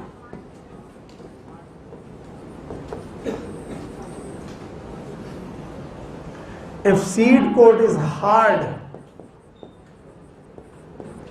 and if the seed coat is impermeable, अगर सीड कोट हार्ड और इम्परमिएबल है तो वो डॉर्मेंट सीड हो जाएगा। कैसे? हार्ड होने पर सीड कोट के बाहर सीडलिंग निकल पाएगा कि नहीं निकल? तो जब सीडलिंग ही सीड कोट के बाहर नहीं निकल पाएगा तो बताओ जर्मिनेट होगा कि नहीं होगा? और दूसरा, इम्परमिएबल होने पर वाटर डालेंगे लेकिन अंदर, ऑक्सीजन डालेंगे लेकिन अंदर, तो वाटर ऑक्सीजन है जरूर लेकिन अंदर, और जब अंदर नहीं जा रही है तो जर्मिनेट होगा कि नहीं होगा? ज्यादातर लेग्यूम्स के सीड्स, किसके? लेग्यूम्स के जो सीड होते हैं वो बेटा डॉर्मेंट होते हैं ड्यू टू सीड कोट। या तो उनका सीड कोट हार्ड होता है या तो। दूसरा बड़ा कारण केमिकल्स। कुछ केमिकल सीड को डॉर्मेंट बना देते हैं, जिनमें से एक है एब्सिसिक एसिड। आपको मैंने पिछली क्लास में पढ़ाया था, याद है? क्या सीड डॉर्मेंसी करता है? इसके अलावा फिनोलिक एसिड और फिनॉल, इसके अलावा पैरा एस्कॉर्बिक एसिड। कभी भूल जाना, ऐप के नाम से याद रखना, app APP, A for abscisic acid, B for phenolic acid और पैरा एस्कॉर्बिक एसिड। अगर ये केमिकल सीड में है, सीड एक्टिव की इनएक्टिव है। And the last is immaturity or the immature embryo.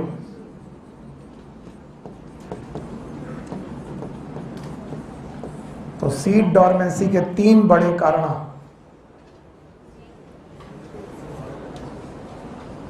हाँ भाई, पहला सीड कोट, या तो सीड कोट कैसा होगा, हार्ड एंड इम्परमेबल।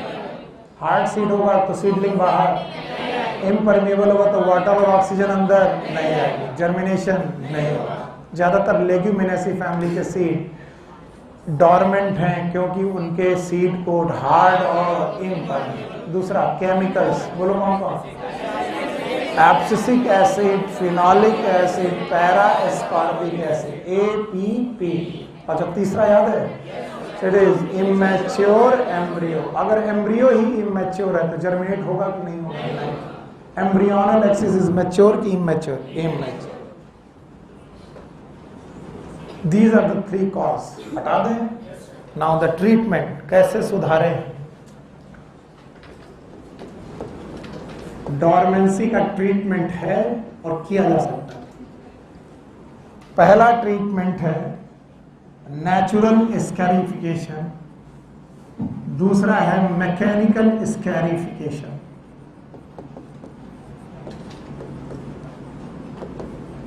तो पहले हम लोग मैकेनिकल स्कैरिफिकेशन का मतलब समझते हैं। स्कार का मतलब क्या होता है? दाग। जब आपके चेहरे में चोट लगती है तो बोलते हैं स्कार बन गया। तो किसी चोट से कोई दाग बनाना, कोई घाव का दाग बनाना, it is known as scar. तो scarification is abrasion of the seed. हम सीड्स को रगड़ते हैं ताकि उनके सीड कोट पतले पड़ जाए। एब्रेजन मतलब ताकि उनके सीड कोट पतले हो जाए। एब्रेजन करने के लिए, मैकेनिकल एब्रेजन करने के लिए हम लेते हैं नाइफ्स। नाइफ्स मतलब कुल्हाड़ी। अच्छा, नाइफ्स के अलावा रेगमाल, सुने हो रेगमाल?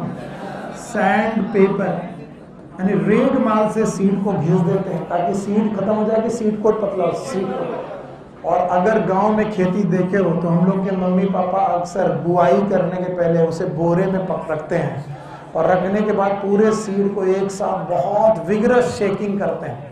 शेकिंग करने से क्या होगा, सीड आपस में फ्रिक्शन करेंगे और फ्रिक्शन करने से उनके सीड को लूज हो जाएंगे। यस और नो? तो this is known as vigorous shaking.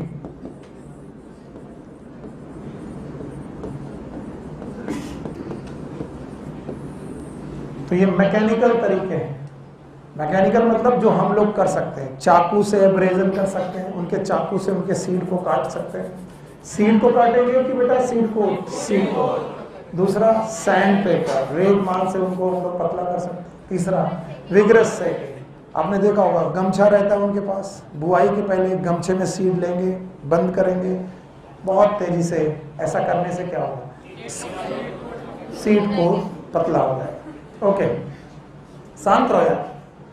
Mechanical scarification के अलावा there is a natural scarification as well.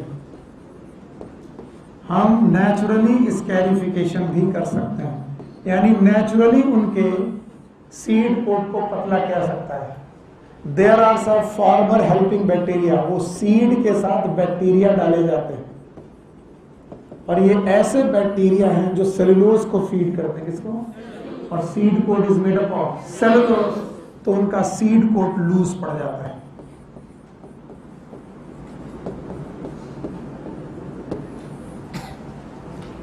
ये हम लोग खेती में यूज कर रहे हैं दो तरीके। एक तो हम लोग मैकेनिकल स्कैरिफिकेशन करके, दूसरा नेचुरल में भी बैक्टीरिया के साथ ट्रीटमेंट करके। तीसरा, ये हम खेती में यूज नहीं कर रहे लेकिन नेचर में ये भी पाया जाता है। सब लोग यही देखें, सम सीड ये डाइजेस्टिव ट्रैक्ट से होकर गुजरते हैं, और वो भी बर्ड के डाइजेस्टिव ट्रैक्ट, पक्षियों के। अब ये इतने खतरनाक इनएक्टिव सीड है कि पूरे डाइजेस्टिव सिस्टम को पार कर जाते हैं, डाइजेस्ट ही नहीं होते। चिड़िया खा गई लेकिन डाइजेस्ट नहीं हुए, और डाइजेस्टिव ट्रैक्ट को पार करके उनके फीकल मैटर के बाहर आते हैं, और तब आने के बाद वो एक्टिव हो जाते हैं। कैसे हो जाते हैं? एक्टिव। पीपल और बरगद के बीज ऐसे ही है, इसीलिए तुमने पीपल के पेड़ों को दीवालों में पाया। क्यों? क्योंकि दीवार में लोग बुआई करते हैं, फिर पक्षी इन सीड को खाने के बाद बीट करते हैं जो दीवार में गिरती है, और दीवार में वो सीड पड़े रहते हैं। और मॉइस्चर पाके दीवारों पे उग जाते हैं। इसका मतलब किसी डाइजेस्टिव ट्रैक्ट से अगर कोई चीज़ गुजर गई तो क्या वो एक्टिव हो जाएगी? यस। तो सीड डाइजेस्टिव ट्रैक्ट से गुजर जाए तो भी एक्टिव हो जाए। So these are the natural way. इसके अलावा देयर आर सम केमिकल्स, कुछ केमिकल्स हैं जो आपकी सीड डोर्मेंसी खत्म कर सकते हैं। इनमें से कुछ हैं नाइट्रेट्स, इसके अलावा जिब्रेलिक एसिड, मैंने पढ़ाया था जिब्रेलिक एसिड एब्सिसिक एसिड के अगेंस्ट काम करता है, याद है? Most of the function of abscisic acid and gibberellic acid are synergistic antagonist. एक और हार्मोन बताया था इथाइलिन, याद है? पीनट सीड, याद है? पीनट सीड के जर्मिनेशन में हेल्प करता है। तो बताओ कौन कौन से केमिकल हैं जो आपकी डोर्मेंसी कम कर देंगे? Nitrate, gibberellic acid, ethyl. पितश्री पंचमो अध्याय। वृंदावन बिहारी लाल, 5वां अध्याय समाप्त हुआ। इसी के साथ प्लांट फिजियोलॉजी समाप्त हुई और कल से ह्यूमन फिजियोलॉजी। हाँ,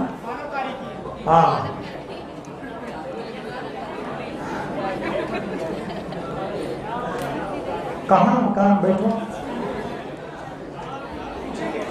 आज शाम को पहले बात तो सब लोग को आना है पोल्यूशन बढ़ाने के लिए।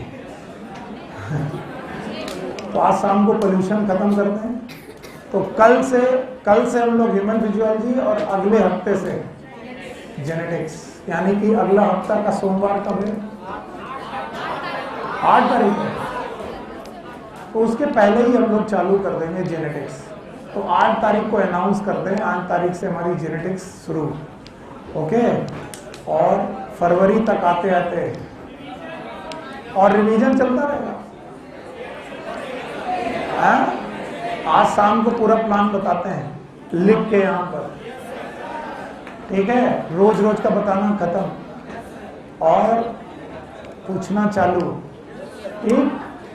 तो जाओ, खुश रहो, मजे करो। शाम को आना है, कितने बजे?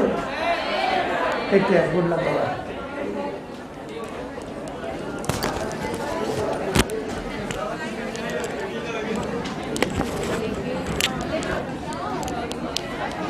फाइनल वाला, उसके बाद तो पूरी ह्यूमन फिजियो आ रही है 14 तारीख को।